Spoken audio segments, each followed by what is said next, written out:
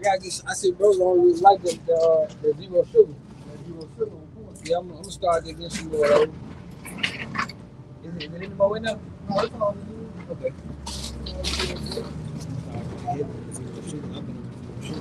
Yeah. You know. Shalom, shalom, shalom. We have to start off by giving our honor and glory to Yahweh, by Hashem, Yahushua, by Hashem, Kakadash. We also want to give double honors to our elder apostles and elder bishops of Great Millstone. We well. Peace and blessings, health and wellness to the house of David the elect. We out of GMS Mississippi camp. All right. And look, we had a couple situations go down over the past, couple weeks. Jake basically found dead. One was in Louisiana. Biloxi. Yeah. But another one was like Horn Lake, Mississippi, or something like this. Yeah. Well, it was actually off the mainland of Biloxi. It's like what you call it, an island 20 minutes from Biloxi. So it's called the island. It's called Horn Island. And you gotta understand, man. Esau was a robot on the left hand side. He's programmed to hurt you, man, to unalive you, man. We are not created the same. But as the scripture says, wisdom and knowledge should be the stability of our time, man. And it also says in Psalm 23, thy rod and thy staff shall comfort me. Now, rod is for correction, all right? The staff is for guiding, like leading. So what do we led with? The word. So if these leaders had taught our people who the real enemy was, then the sheep would not be getting slaughtered by these wolves, man. You got it, bro. This is Hosea 4:6. My people are destroyed for lack of knowledge. Yep. Because look, what was Jake taught? To integrate with the enemy. You have a natural born enemy. You don't have to make your brother the enemy because you got a natural born enemy. We don't got to do the blue red bandana thing. My neighborhood, your neighborhood, because you got a natural born op. And you niggas have no ambition to go towards Esau the way you go with your own people, man. Straight out the womb. Say it again? Yeah, straight out the womb. Straight out the womb. You got a natural innate. We was beefing from the womb. And what Weber say? Beefing since way back in middle school in the 6th. You know, but hey, going back to Jacob and Esau, man. In the womb. In the womb. You have an innate natural born enemy. But if you were led by Yahweh, by Hashem Yahushua, and you had cleaved to your teachers, starting with the apostles of Great Millstone, you would know not to go out with no damn Edomites. And then you said innate from the womb. This is Genesis 3:15. And I will put enmity between you and the woman, and between your seed and her seed. And the woman ain't got no damn seed. So that's a metaphor for the nation of Israel. So the offspring of the nation of Israel and the offspring of the serpent, which is the Edomites, all right, they're going to have opposition, man, That's right. With each other. That's right. All right. Back into Genesis 3:15. And I will put enmity between you and the woman, and between your seed and her seed. It shall bruise your head, and you shall bruise his heel. Yep. All right. It shall bruise his head. You should bruise it. Going back to that the overthrow of the Roman Empire. All right. Then it hit with the Renaissance, the rebirth. All right. But there's always going to be opposition in every incarnation. All right. How the Grecians took over Jerusalem, then the Romans took over Jerusalem. All right. How the Edomites helped the Babylonians. All right. Capture Israelites. You had the slave trade, man. So every incarnation, all right, it was beef. Yeah, going into, like you said, Zaquan, bruising your heel, because even when you think about that injury of an Achilles tendon, like when you do the research, I think basketball players are 85 to 90%. They have the probability to actually heal, but you don't come back from no headshot. So when Yahushua comes back, he's gonna bruise his Esau's head going into this last kingdom, this last rulership. Yep. So you know, a snake cannot come back from a headshot, but a basketball player can come back from what? An Achilles tendon. Yeah, you say you cut the head off, everything would die. That's right. If you live up in the country a lot, they would say whenever you came across a snake, make sure you couldn't cut the head off. Yeah. All right, go ahead, bro. Let's go on, because you were talking about, the history. It goes, we have a natural born enemy. And when we were talking about it before it came with camp. Jake don't understand the history of how ain't nothing you can do to integrate with Esau. Esau been wanting to kill us since the beginning. This genocide. This Genesis 27 and 41. And Esau hated Jacob because of the blessing wherewith his father blessed him. And Esau said in his heart, the days of mourning for my father are at hand. Then I will slay my brother Jacob. Yep. So Esau already had it in his heart. He was going to slay Jacob, man. All right. And it ultimately represented the nation of Edom going after the nation of Jacob, man. That's why we're in this low place. This is the working of the small heads, man, which are the elite of the nation of Israel, the nation of Edom. All right, but you niggas are misguided. The 12 tribes are misguided. That's why you always fall into the snare of Esau. You walk right into the jaws of a lion because you were taught to be at peace with the lion, integrate with the lion. These are apex predators. All right, hey, Which one you want first? hey, before we get those scriptures, get Genesis 25. It said Esau will be a cunning hunter. You got a hunter who hates you, and you were misled to think that you're supposed to be at peace with this hunter who hates you. This man got an accurate aim. You know, come on now. And even in the animal kingdom, you don't see zebras hanging around with giraffes. They don't. Lions hanging around with tigers. Yep. You know, so you stick to your tribe. Straight to the point. You get to straight to the point. This is Genesis 25 and 27. And the boys grew. Esau was a cunning hunter, a man of the field, and Jacob was a plain man dwelling in tents. Esau was a cunning hunter. So, but going back to the prior scripture that was just brought out, Esau said, "I'm gonna make it my business to unalive Jacob." But and he's a cunning hunter, and he's a systemic cunning hunter now. And the definition, like we can use this as a cunning hunter. You know, you make it seem like you cool with Jay. You invite him on an outing.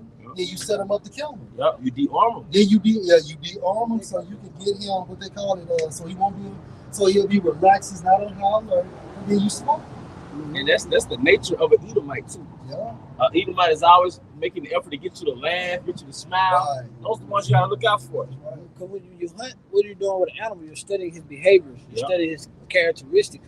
And most of the time when you get that killed, that's when the animal is at its lax. If you have a deer hunt, they usually eating, or she's the doe. You're not supposed to kill bucks, but the doe, she usually chilling. You catching them. You're not catching them while they high alert. You wear them down. When they relax, then you kill them. But going back to how Esau dealt with Jacob, because Esau be like you said, he'll be cool with you. Esau try to joke with you, laugh and play. He might try to shoot a little pool or something, buy you a drink. But it's just one thing I know from experience, and I say this from experience. Esau is their way for the perfect time. All that shit is really just. It cool, fine, and dandy, but as soon as that Esau, he gonna show his color. What the scripture say? Like if you, it's like as if you wipe the looking glass and found out his brush is not all wiped away. Yeah, I'm holding that. I want to add to your point. When they're out hunting, what they do? What they use lure. Yeah. They lure them in, but what? Using the scent. That scent, they arouse them. So what? They'll capture Jake arousement by what? Entertainment, food, any kind of their lust, and what? They use that to lure them into these cities. Yeah. They use that to lure them into these cities, and what? We should call it hunt in the barrel. Fish in the barrel, something. Frog in the pot. Fish in the barrel. Yeah, shooting fish in the barrel. Yeah, because it's a concentrated number of you in a small vicinity, so it's easy to hit you. The traps are in the cities. In the cities. The first Purge with the guy that just played in that movie that showed Nemesis when they weren't killing. When Esau sent the mercenary, where did he go? He went directly to the Section 8 apartments in the hood. He went straight there, and that's what they were doing all on the line. All those experiments, all those testings, all those vaccinations on your kids, all those studies and come on, man. Are you an experiment, man? All right. Oh, you go ahead. Never trust our enemies. Is Ecclesiasticus chapter 12, starting at verse 10. Never trust thine enemy, for like as iron rusted, so his wickedness. Though he humble himself, You never trust your enemy, man. You never trust your enemy. But again, our people are destroyed for lack of knowledge. So our people don't know who their enemies are.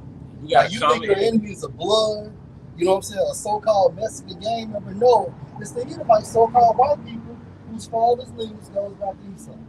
Right? Read that other part there. Okay. Verse 10 or 11. Verse 10, never trust thine enemy. You never trust your enemy. Go ahead. For like as iron rusted, so is his wickedness. Meaning what? So eventually, all you gotta do is wait and watch. As soon as you do that, what's gonna happen? That wickedness, meaning his spirit, is gonna surface. You're gonna see what he's truly about. And just like Zaquan said, what they do is they'll treat you good for a long period of time to de-arm you, to get you relaxed, so you won't be on high alert. And then next thing you know, bang, he done hit you. Now you dead because of some blunt force trauma to the head. And you brought up this point too, Priest. They key thing is isolation, man. Yeah. You know, they wait till that right moment. A lot of times the right moment is when you are outnumbered. Mm-hmm. So all those years y'all put around each other, the months, and y'all kids was hanging with each other and stuff like that. Now they got to the moment where you were isolated, man. Jake weakness is when he's outside his element. Like those truck drivers that be in the sundown town, you outside your element. But like Priest was talking about, like our parents told us about it. Yeah. Back in the day, I remember one time I got my BB gun for Christmas. So I'm out there in the woods, and my dad heard me yell. That was my first time seeing a flying squirrel just come from the tree, and it was gliding towards me and shit. But so when I yelled, like, what's going on? I told him I was out there in the woods hunting with 2 Edomites. He said, God damn it, get your ass in the house. Shit. He said, God damn it, get your ass in the house. Because he said, what they'll do something to you, and we wouldn't know where to start looking for your ass at. But I knew back then that those were my enemies. Hey, those are motherfucking enemies, man. But Jake's simple. Just on the coming aboard different Jakes, like even Eve, they was just saying, they always say they tell their parents and grandparents to like be careful of these particular group of people, man. The Edomites, man. Like I said, Jake's nation, they know this is the wicked according to the Bible. Whether they know it indirectly or directly, but they know it's something very iffy about these particular group of people, man. You can feel it around here. Yep. You can feel it.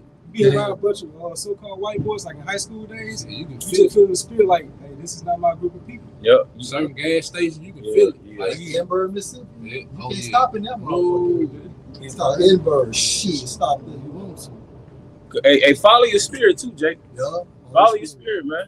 Follow your spirit. Your spirit gonna speak before anything else does. If you feel outside your comfort zone, they call it white space.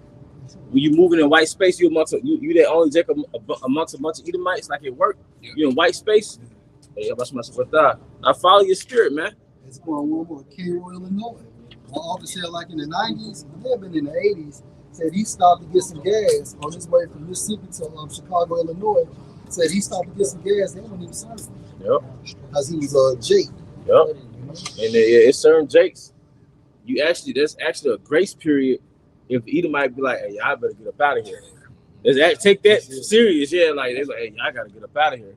Don't try to play tough guy. Just get out, man. Because look, we got real enemies, man, and they're not human. They human, but they're not human. And the system with them. Yeah, the system with them. They know this shit. So it's gonna be the dumbest explanation as to why you're missing. It won't logically make sense, but they're gonna get away. Mm-hmm. All right, go ahead, bro. This is the book. This is the book of Sirach, or Ecclesiastes, chapter 7, verse 7. Offend not against the multitude of a city, and then thou shalt not cast thyself thou shalt not cast thyself down among the people. Yeah, but basically, you're not offending the city, but don't put yourself in an environment where your existence is offending the people. In certain places in these states in America, you being a Jake in their environment, that's an offense to them, man. It ain't like a history of gang banging. No, who you are as an Israelite, you're offending that multitude, man. Get up out of there. That shows that on movie Life. Soon Clay and Rob walked in the store to get that pie. And as soon as they got there, they all looked at them. You know what I'm saying? And they're like, God damn, what the fuck they doing? Right. But what you saying, when you walked in there, what them niggas doing here? And that's exactly what it is. That's that old sign. You watch some shows, you'll go and like see certain restaurants, they have like no blacks allowed. That's right. We get the rights to refuse black. Well, today that's really the sign ain't up there. But when you walk in, because I done been through there, when you walk in the store and everybody just stop, it's like you had that slow moment where the music stopped playing for a second. The spirit tell you get your ass out of there. Yep. Hey, follow that spirit, man. Jake is very spiritual. Follow that. Go ahead, bro. Like Saints going, you said a couple times, like get out.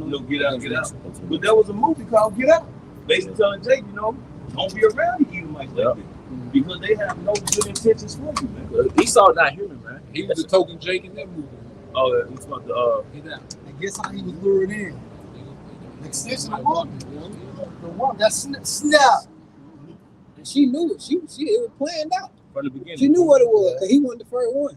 She had a whole body of Jakes, a whole portfolio of niggas. It's another video going recent, viral. Jake out there in Michigan attended a music festival with a group of so-called white people, man. and found her. He home. You know what I'm saying? But it's Yahweh Bashim Shai.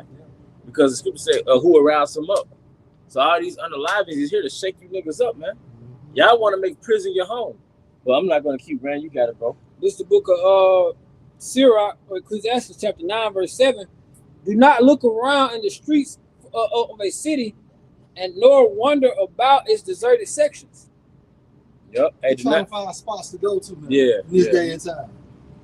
I know the deserted sea is more like a sundown town. Yeah. And that I mean, you can use it Yeah. in that context.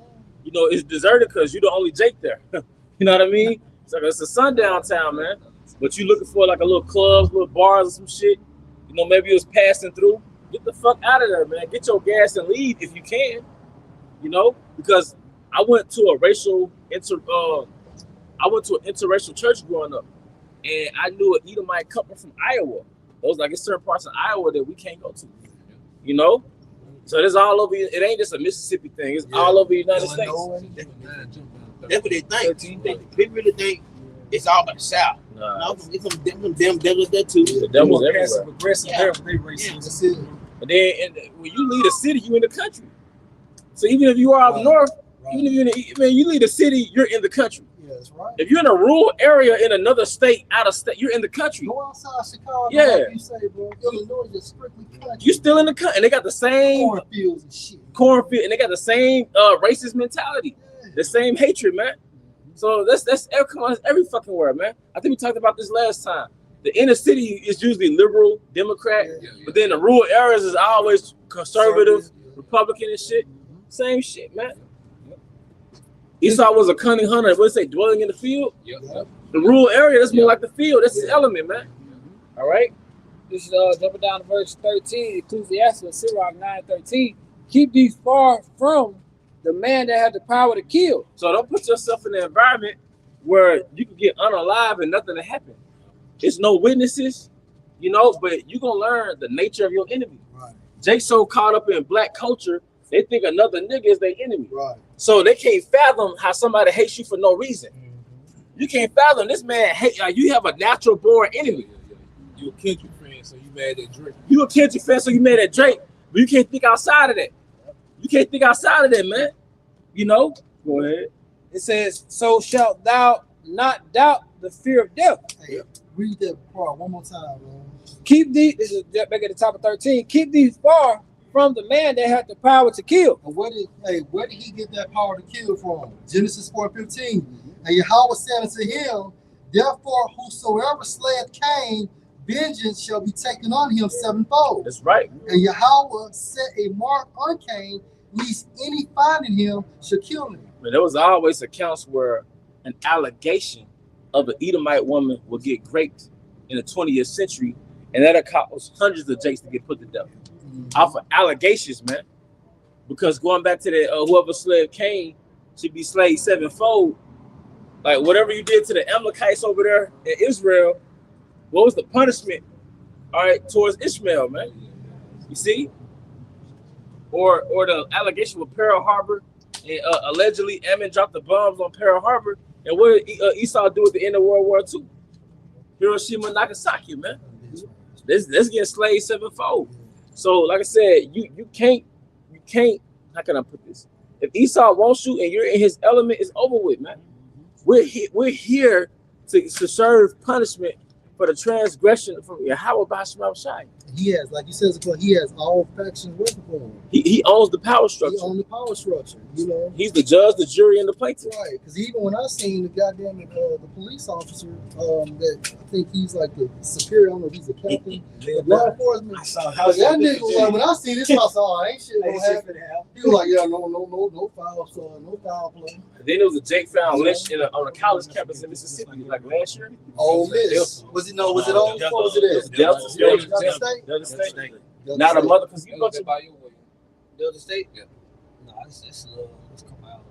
Delta State. But guess what? They said that he hung himself. Mom said was no signs of depressed mood, no depression or nothing. So they made an example. If he was gonna kill himself, why didn't he do it in an isolated, you know what I'm saying, situation, like in his room or somewhere just isolated? Why would you hang yourself out there in the middle of Delta. I mean, of the campus of Delta State. And That don't make sense. that makes good sense. That breakdown, man. Let me go to the woods and hang myself. I can just hang myself right here, in my bedroom. I mean, somebody grab that nigga up and they hung his ass, man. I think you just hold on. When you go down to that area, like in the Delta parts of the Mississippi, even where I'm from, like they still, to this day, you still got, they call it a white folk and black folk neighborhood. So, it's a right. bridge. It's a bridge that separates that. And once you go over there, you know, Jake start tightening up and everything. But even to this day, it's still that division. That's right. That's right. I got this real quick. This Sirach 5:15.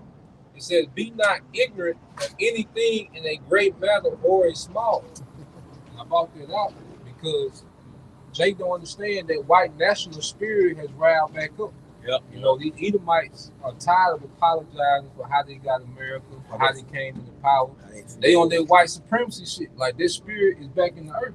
And see, Jake not on that. See, Jake is not in the loop of what's really going on, so he don't know that these Edomites are more emboldened than they ever been in these times. Then they got Jake fatigue. Yep.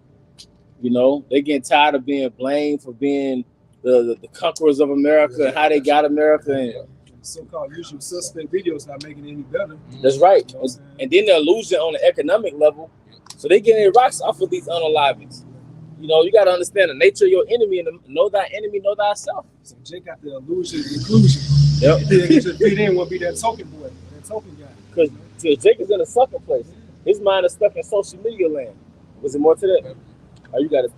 And I can say real quick, it said be not ignorant, man. And ignorant going into lack of wisdom and knowledge. And that's why the Lord said people gonna be destroyed because of the lack of wisdom, man. Now how you gonna have a all-out argument with some Edomites, then you decide to go, you know what I'm saying, out on the water with them and hanging out like it's all good. You know, you can't get an argument with Jake and go to his hood with him, man. So, you know, these people are ignorant, bro. All right, this is the book of Psalms, chapter 140, starting at verse 1 in the NLT.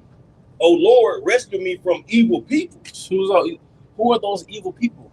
Edomites. Man, those are Most High given demons, man. Those are Most High made robots. They're programmed to hate you and destroy, man. You rap about your hood. You grew up in the hood because of Edomites. You grew up in the hood because of systemic hatred.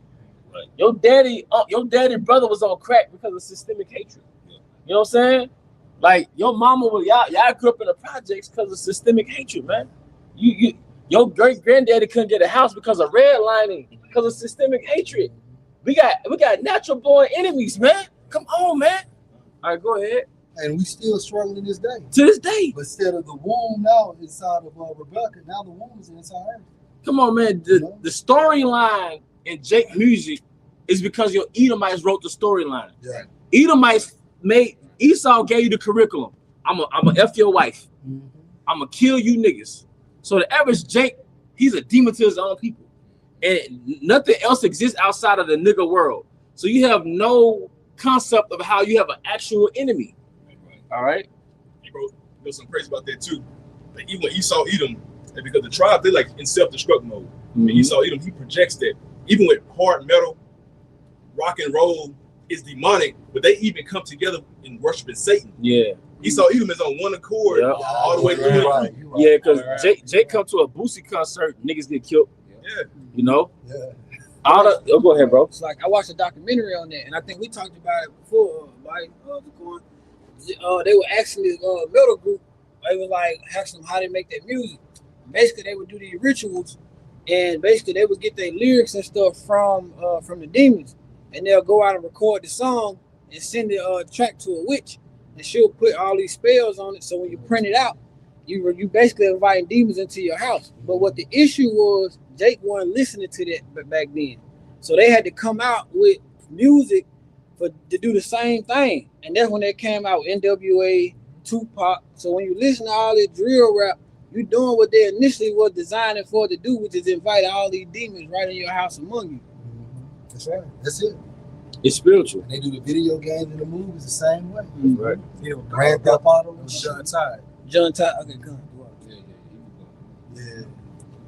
Back in Psalms 140, verse 1, in the NLT, oh Lord, Yahweh Bashim Yahushua, rescue me from evil people, protect me from those who are violent. Who are those that are Esau? Esau, man. Esau was that violent man. Look at his track record in history. Kill somebody. How can you murder somebody on a boating outing? But those are just Edomites working as individuals in a group. This man systemically is violent. He's been violent to all of the heathen. He's been violent to the whole earth. How are you violent to the air? You violent to the air that we breathe. You're violent to the water that we drink out of, man. All right? You're violent to the food. You're violent to the animals. You're violent to life. And then these are just your little kids. These are badass kids in their element. You know how badass kids set a dog on fire? That's your badass kids hanging the Jake, man. And a good son. Yeah. Come on, man. Yeah, I know that movie, man. If you want to see how wicked Esau is, watch The Good Son with Macaulay Culkin. And it's in your nature, man. See, everybody going to female nature and shit like that. But you don't go into Idumean nature, man. This man has a nature. All right? You got it. Verse 2, those who plot evil in their hearts and stir up trouble all day long. And that plot is manifested through those decrees, man. All right? Through the legislation, man. But then on an individual level, which is what makes the news, Jake found lynched. Because individual group Edomites, all right, they come together and hang a Jake. But after a while, Jake, is your fault. Because you trust your enemy, man. And this thing called life, you learn not to internalize, but to compartmentalize. So you can't internalize why a snake bit you. You got to identify a snake when you see it. That's a snake. So you got to identify, this is my enemy, so why would I go out with him to put myself in this situation? Right. See, Jay think it can't happen to me. Right. It won't happen to me. They're different from everybody else. It's the same spirit as everybody. So is this to say this being bold in a plain way? Yeah. It's a quick Google search. I said, we all know, but just for edification, I said, who is the natural born enemy of Jacob? It said the natural born enemy of Jacob is his twin brother Esau. What up, twin? Their intense rivalry began before they were even born. Hey, somebody hold that Genesis 25, how they wrestled in the womb. Go ahead. I got that. As two infants, they struggled with each other even inside of their mother's womb. Hundreds of years after Jacob and Esau had died, the Israelites and Edomites became even more bitter enemies. And if I could just add, and then ultimately it started in the spiritual realm, because it was prescribed from Yahweh through Yahweh Shah on how it would play out on earth. And the first incident of that happening is what that hatred that the Most High ordained between the woman seed and the serpent seed. I got the last part, now I got a precept for it. It says the Edomites even often aided the other enemies of the Israelites in any attacks. What's that, Psalms 130? Remember, oh Lord, the children of Edom. Who said the day of Jerusalem? Who said raise it? Meaning erase them, man. Even to the foundation thereof. Man. Wait a minute. When we was coming out of Egypt and when they blocked the highway, you know. This is Luke chapter 1, verse 70 and 71. It says, just as he promised through all his holy prophets long ago, now we will be saved from our enemies, who is Esau, and from all other who hate us, going to the other heathen nations. Because the punishment is being under Esau, man. It's the punishment, man. You're not supposed to be born into this life trying to figure out how to get money. We touched down in America, what, 16, 19? So we supposed to be inherited something from our forefathers, man. You born broke. In most cases, you were born broke. You were born with health issues, all right? Because Esau injected you with all type of poisons, all right? We're going to get the scriptures. Will you hold us up, bro? I got precept. I'm going to let all these but get their precepts out first, man. Zechariah 5 and 11, I believe. All right. Hosea 8 and 8. This is 1 Peter chapter 5, verse 8. Be sober, be vigilant, because your adversary, the devil, as a roaring lion, walking about seeking whom he may devour. Hey, like Elder Yasuama been bringing out, man. First and foremost, the prophets. Because what we're proclaiming is now classified as what? NAFTA? What we're proclaiming is now classified as terrorism, man. All right? The Esau is the devil. How America became a great country, all right, through robbery and theft. Now the people who say that, which is us, now it's classified as the T-boys, man, terrorism, man. But on a broader spectrum, Esau has drawn out a narrative to ultimately capture you. All right, scientific racism, black fatigue. He's building up a narrative to unalive you. Y'all ever seen that the interview of Will Smith and Jada Pinkett Smith? All right, everybody knows she had a so-called affair with August Alsina, right? However you say his name. But before she came to that point, she had to build up a narrative. She had to say all this. She had to make it seem like Will Smith was like this detestable man, just to justify what she always wanted to say, how she slept with old boy.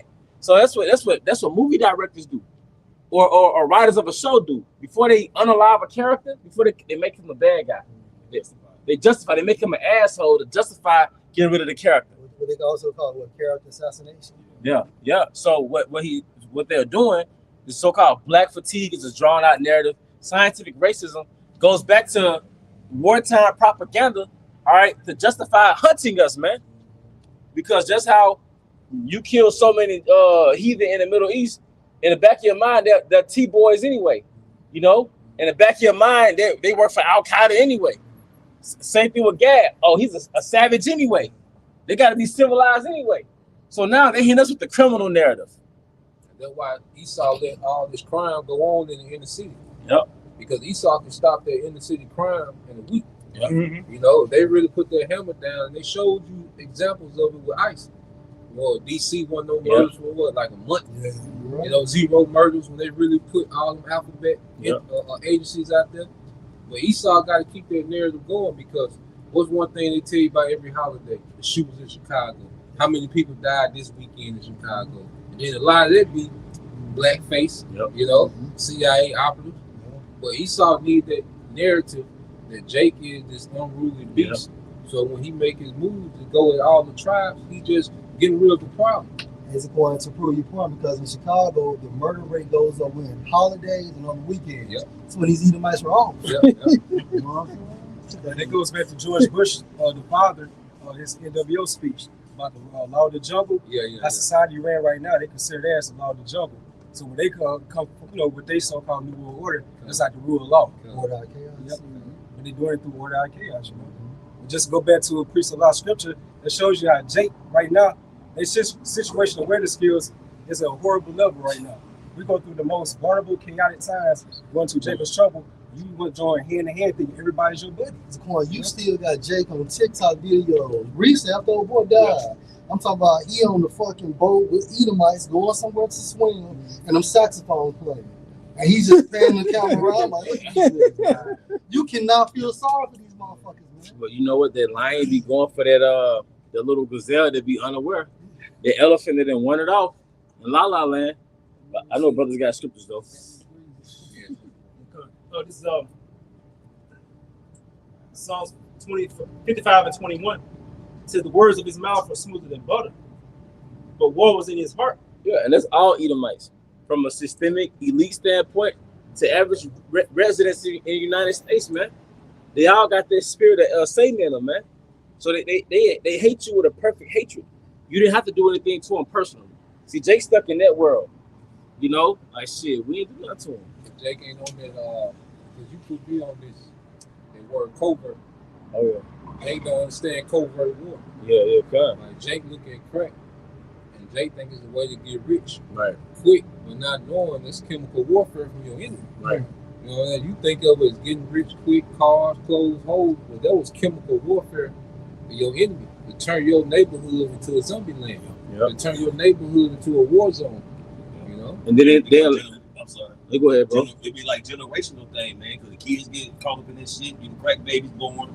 You know, the houses and everything. The way they come up, they become criminals, thugs. It's a generational destruction, man.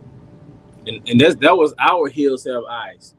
The crack era in the 80s, that was our Hiroshima and Nagasaki. Yeah, say it again. Oh yeah, because we still fucked up from it. New Orleans is the way it is because of the crack era. Memphis, Jackson, Atlanta, Chicago. A lot of that had to do with that crack era, because Jake was coming into them cities in the 50s. Jake was leaving the Delta, the early 1900s. All right, going to those bigger cities to work in those manufacturing facilities, and a lot of Jakes was affluent 100 years ago. But what did Esau do? He attacked that middle class, man. He attacked that middle class, man. You don't go from slavery to Black Wall Street, affluent Black Wall Street, to damn Martin Luther King Avenue with your pants off your ass, man. There had to be external influences, man. Ultimately, it was Yahweh, by Hashem and Hawashai, but we know who's the Most High's instrument of war, man. Deliver me, arise, O Lord, disappoint him, cast him down, deliver my soul from the wicked, which is thy sword, man. All right, but go ahead, brother. NLT, it says his words are as soothing as lotion, but underneath are daggers. Yep. Those speeches, and like Esau, Jake don't know those presidential speeches. They're building up a mindset against you. I always gets into that. It's a mindset that's gonna justify Jacob's trouble, man. And you play into that. That's how Jake, the so-called Black Panther movement, right? And Jake was taking pictures of those guns, right? Like you playing into the trap. Because now there's propaganda saying this is the reason why we got to get rid of guns. These are our terrorists. See? Same thing with Jake, man. This black culture bullshit, they're using this against you to say, look, these are basically the modern day pagans, modern day savages. We have to do something. Look what they've done to the cities. Don't be surprised if Edom might start unaliving his own and blame it on Jake just to justify it. Some Edomite women come up dead, you know, the works of the CIA or whatever agency, but really they're gonna blame it on Jake to stir up that hatred towards you, man. All right. I want to say, it's like, you're just gonna justify for them anyway. Yeah. That the insurrection that's gonna come up. Yeah. Come on, man. I got the word real quick insurrection. They say about organized uprising, name it resistance, or overthrow it. Basically, Esau gonna come over. You know, he's trying to, like you say, he's trying to lead that trap just for the capture, man. You know, just so he can be in his mind or even sway the people that hey they justify coming along because hey the people that speak on the truth anyway, or how they got this and how they got set up, you know, certain the Americans and everything that's going on, just calling them out. They justify themselves, hey, why they coming after them in the first place, you know. But yeah, that was all I had. I'm saying this too. It's the same situation you talking about. 9/11 bullshit. It's the same shit because they kept playing the same shit over and over and over. Yeah, and they put the shit in everybody's heads. Them the T people, they came up done it. Yeah. 11. Yeah. Oh, and then on that day and in that time frame, Ishmael gas station was getting shot up. You know what I'm saying? So he do that and just demonize them Arabs. They done it. Yep. They done it and get the whole world against them. That's how Esau do. Ishmael was getting unalive at that time, man. You know, that patriot spirit was real heavy. That's what Esau instituted that Patriot Act, man. You see? All right. Now, who had a precept? Yeah. All right, go ahead. The book of Ephesians, chapter 5, starting at verse 15. See, then that ye walk circumspectly, not as fools, but as wise, redeeming the time because the days are evil. Yep, redeeming the times, man. Knowing what time we're in, man. Knowing the mindset of your enemy. Esau doesn't feel like he has this country in his hands anymore. He doesn't feel like he's on top anymore. All right, he's not set up for the future. All right, so his future is uncertain right now. He's upset with you. He has to get it out of his system with you, man. You know, He got to blame something. He's never at fault. He never does shit wrong, but he's always blaming any and everybody else for his terrible rulership when it comes to management of the earth. Was that Antiochus who would, when they would lose the war on their way back, he would stop back by Israel. He would basically do a lot. That was Antiochus. Yeah, because you said he did it during the time of the he did. He took it out on Jake. So, all right. That's a form of displacement. It's like your daddy get whoop you. You go outside and kick the dog. Yep. The dog has nothing to do with it. That's a school bully. That's right. His stepdaddy, you know, dominate him, beating his ass with her, and he taking that shit out on his peers, That's man. right. You know? That's what Esau do it on the job too. Yeah. His wife at home be beating the hell out of him, cussing him out, telling him he, he got a little pecker and everything, and then he come to work and be the big guy. Right. You know. And get ran through at home. Bro. Yep. Like you said, he gotta drop his nut somewhere. Yeah. Exactly. It's suppressed over here, so you gotta release it over here. Yeah. You know? And Trump just mentioned it with the ceasefire with Iran. We're saying like just because of that, the retaliatory strikes, that'd be justified for them to go ahead and kill over 70 million people and run. And destroy their electrical infrastructure, things of that sort, man. And we're heathen, but that's I'm sorry, they're heathen, but that's unjust. Right. That's unjust. That's why you call it the hammer of the earth, man. All right. You hear something? Yeah, I have one for you. Okay. Kind of loop back around. This is Luke chapter 1, starting at verse 70. As he spake by the mouth of his holy prophets, which have been since the world began, that we should be saved from our enemies and from the hand of all that hate us. With the hand. We're in the hand of Esau. We're in the hand of Esau. So, and like the other a brother brought out, man, this shoe fish in a barrel, man. In the sense that we're in a concentrated place in these cities, and Esau has all the control, man. To experiment on us, give us poison food, man. Chemtrails flying over the projects, over the hoods, man, over the country. Wherever Jake resides, man, the water polluted, lead in the houses. All right, we're in the hand of our enemy. And that goes back to Isaiah, I believe it's 47. I was wroth with my people. I polluted my inheritance. I had given them into thine hand. Esau, the Most High gave us the Esau. We owe some support. But no, after B now, I'll come right up. Okay. Y'all really look on it. It says to perform the mercy promised to our fathers and to remember his holy covenant, the oath which he sware to our father Abraham, that he would grant unto us that we, being delivered out of the hand of our enemies, might serve him without fear. Man, Jake don't know why his testosterone low. Right. Jake don't know why he's in his 20s taking sexual supplements, man. Right, I just saw a video, a woman breaking down how men don't have Adam's apples anymore. A lot of men don't have Adam's apples anymore. Hey, I was just thinking that. I haven't seen a man in a long time with one. Well, just one poking out the neck, man. Because back in the day, you can determine a man from by the Adam's apple, man. Yeah. So what does that mean? Our testosterone lower. Yeah. Jake got fucking love handles and titties and your balls shrinking, man. Right. The women getting deeper voices. They got hair on their chin now, man. All right, so but you still thinking like generational wealth, man. Right. Like we're not gonna exist generations from now, man. Because he hit us with the slow squeeze economically and with the food and the air and the water, but now he's gonna just come directly after Jake, man. Right. All right. Heard the horn. All right. Oh, was it? That was it. Hey, Psalm 17 and 13. Arise, O Yahweh, disappoint him, cast him down, deliver my spirit from the wicked, which is your sword. It's the Most High source of all that hell we caught in America, in the Americas. All right, with the conquistadors. All right, with Esau, the British, the French. That was the Most High sword, man.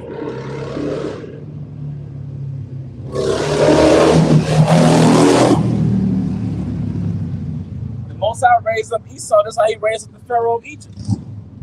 Just like he raised up Darius. That's how he raised up the Romans. Those are just swords, man. So in this time right now, Esau is the Most High sword. Go ahead. Revelation 6 and 4. And there went out another horse that was red, and power was given to him that sat thereon to take peace from the earth, and that they should kill one another, and there was given unto him a great sword. Hey, that red horse is who? Esau, Edom. And it was given to him a great sword because Pop's dad, Isaac, he said what? What's going on? Isaac said, by thy sword shall thou rule. Because Isaac blessed Esau or gave him a consolation blessing in the name of Yahweh B'Hashemel Shai. Yeah. It's like Yahweh B'Hashemel Shai was talking to him through Isaac. By thy sword shall thou rule, man. So in the time appointed, he came into power and he ruled with that military. That's that sword, man. And it goes back to who? Haman. He had that hatred for the Jews, man, for the real ones. That's right. All right. And who was Haman a descendant of? Agag. The Amalekite. All right. But what did they call Haman in the book of Esther in the Apocrypha? Yeah, the Agagite. Agagite, my bad. No, yeah, it's one of them. I get confused too. Yeah. The Agagite, but they of the Macedonians. Damn. Yeah, Haman the Agagite. And it said he was a Macedonian. Second Ezra, right? I mean, I'm sorry, I said Ezra. No, the Esther. Because we're gonna get it through the scriptures, man. This is a biblical hatred, man. All right? You said something to Quan. No, that was it. Cut you off, but okay. It said Haman the Agagite of Macedon. All right. Then I got a link one for you in the First Maccabees. Okay, Bring it home. Some similar, but it's a different precept. First Maccabees 6:2. There was in it a very rich temple wherein were coverings of gold and breastplates and shields with Alexander, son of Philip, the Macedonian king, who reigned first among the Grecians and lived there. Yep, and you could look up the Macedonian Empire. You can't find hardly nothing, man. All right, you try to trace the Macedonian Empire back to biblical times, you can't find anything, man. All right, but see if I get that in Esther and Apocrypha. Makes sense, man. The same correlation where you try to look up the Edomites. Right. Biblical Edomites. Can't find anything. Can't find anything. Show you that these are the same group of people. Right. Because they hid under different identities for so long. All right, but yeah, it's second Esther 3:1. What does it say? Esther 3:1. After these things, the king of Horus promote Haman, the son of Hamadatha, the Agagite, and advanced him and set his seat above all the princes that were with him. And that's one clue, because it said the Agagite, right? And we know the Agagites goes back to Agag, which is the Amalekite. But it also referred to him in that book as a Macedonian. That's what I wanted to pinpoint. That's all good. I just don't know exactly where it's at in the Apocrypha. Don't let the brothers on the comment board beat you to it. I think It should be 16. It start like 16 to 10. Okay. In the book of Esther. Yeah. You probably start a couple verses up. Okay, the water. I'll tell you what. If you can, just start at the top. Okay. Down a little bit. Yeah, give us some context. Yeah. This the book of Esther, chapter 16, verse 1. The great king Artaxerxes unto the princes and governors of 127 provinces from India unto Ethiopia, and unto all our faithful subjects greeting. Many the more often they are honored with the great bounty of their gracious princes, the more proud they are waxing, and endeavor to hurt not our subjects only, but not being able to bear abundance, do take in hand to practice also against those that do them good. And take not only thankfulness away from among men, but also lifted up with the glorious words of lewd persons that were never good. They think to escape the justice of the Most High, that seeth all things and hateth evil. Oftentimes also fair speech of those that are put in trust to manage their friends' affairs have caused many that are in authority to be partakers of innocent blood, and have enwrapped them in remediless calamities, beguiling with the falsehood and deceit of their lewd disposition and innocency and goodness of princes. We jump down to verse 9. Both by changing our purposes and always judging things that are evident with more equal proceeding. For Ammon, a Macedonian, Ammon or Haman, the Macedonian. I think in the Apocrypha they call him Ammon, but in the biblical he's Haman with the H. With the H, the water. It said the Macedonian. You keep bringing home with your scripture in Maccabees. You want? Hold on, let me get that, bro. This is First Maccabees.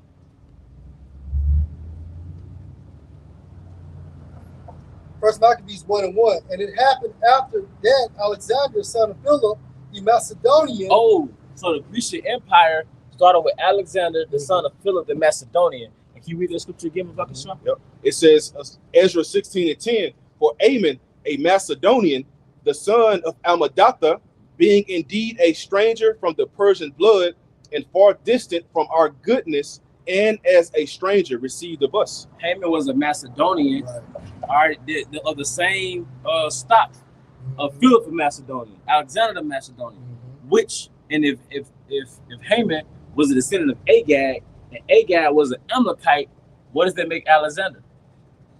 What does it make Philip? Amalekites or Edomites, all right, point blank period. All right, they're all of the Macedonian stock. Right. So they're all, at least we can say they're Edomites. All right, and that's the proof.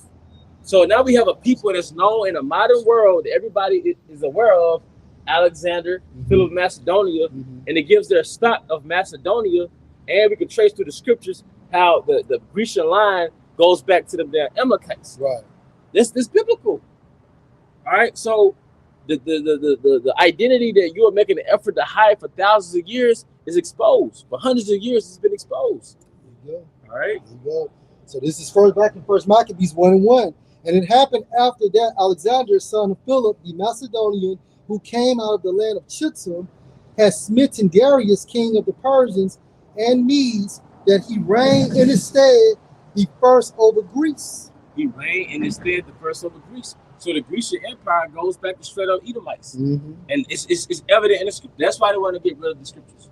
That's why you got whole websites, Bible websites, can't find it. Mm-hmm. You know, websites that you used to look up Bible scriptures, now you can't find a website. Yeah.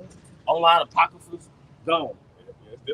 It's difficult. Because your identity has been exposed, man. I got some information on Chittim. Originally, Chittim referred to the inhabitants of Cyprus because Cyprus had strong Greek influence and was settled by Greek-speaking peoples. The name later broadened to include Greek peoples and territories in the Eastern Mediterranean.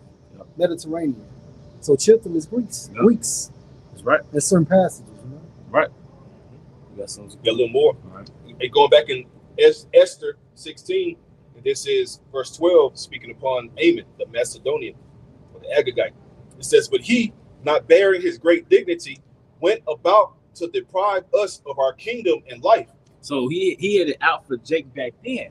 It was because what happened, he was because Agag got slaughtered by by Samuel, right? But they were aware of their history.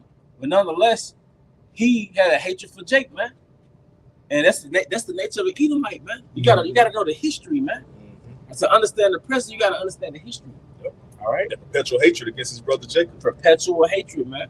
So Jacob doesn't think in terms of nation. The elites, they still think in terms of nation. We gotta wipe them out as a nation. Yep. Jake don't think like that. Yeah, they keep bloodline and the acknowledgement of bloodline sacred. Right. It's a high value unto them. Right.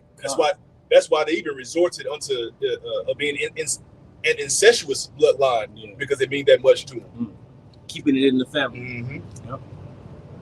It says in verse 13, having by manifold and cunning deceits sought of us the destruction, as well of Mardochaeus, who saved our life and continually procured our good, as also of blameless Esther, partaker of our kingdom with their whole nation. Blameless Esther, man. But the point was that we took a biblical so-called character and traced his existence back to actual nation of people today. That's his point. All right. And just to tie it home again, this is 1 Samuel 15 and verse 7. And Saul smote the Amalekites from Havilah until you come to Shur. This is over against Egypt. And he took Agag, the king of the Amalekites, alive and utterly destroyed all the people with the edge of the sword.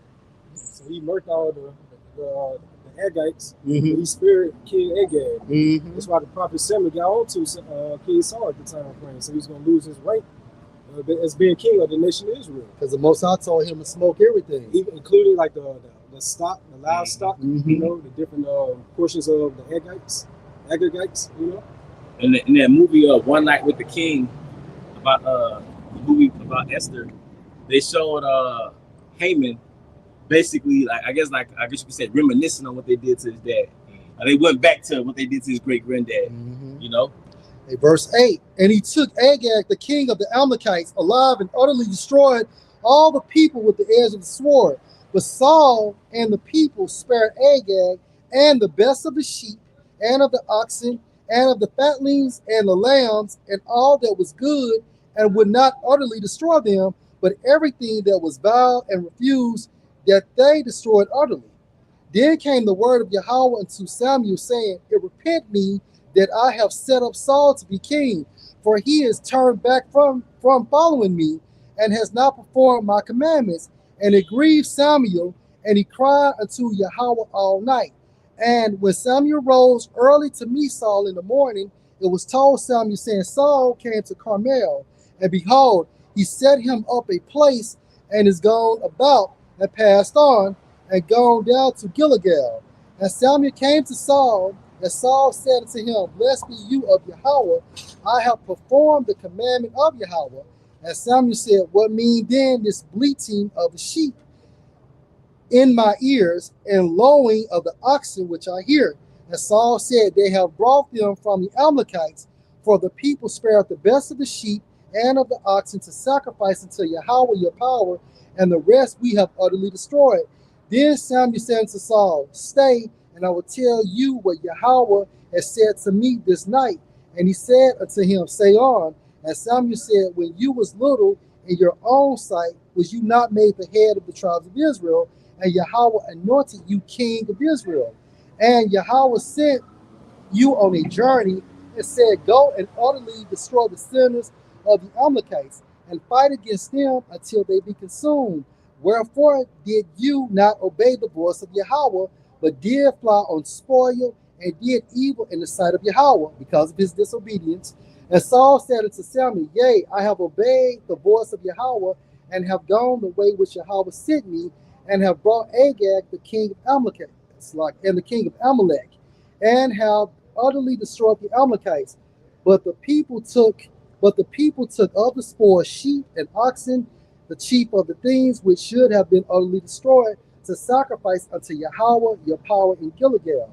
And Samuel said, has Yahweh as great delight in burnt offerings and sacrifices as in obeying the voice of Yahweh? Behold, to obey is better than sacrifice, and to hearken than the fat of rams. So in a nutshell, Samuel did what? He Disobeyed. Right.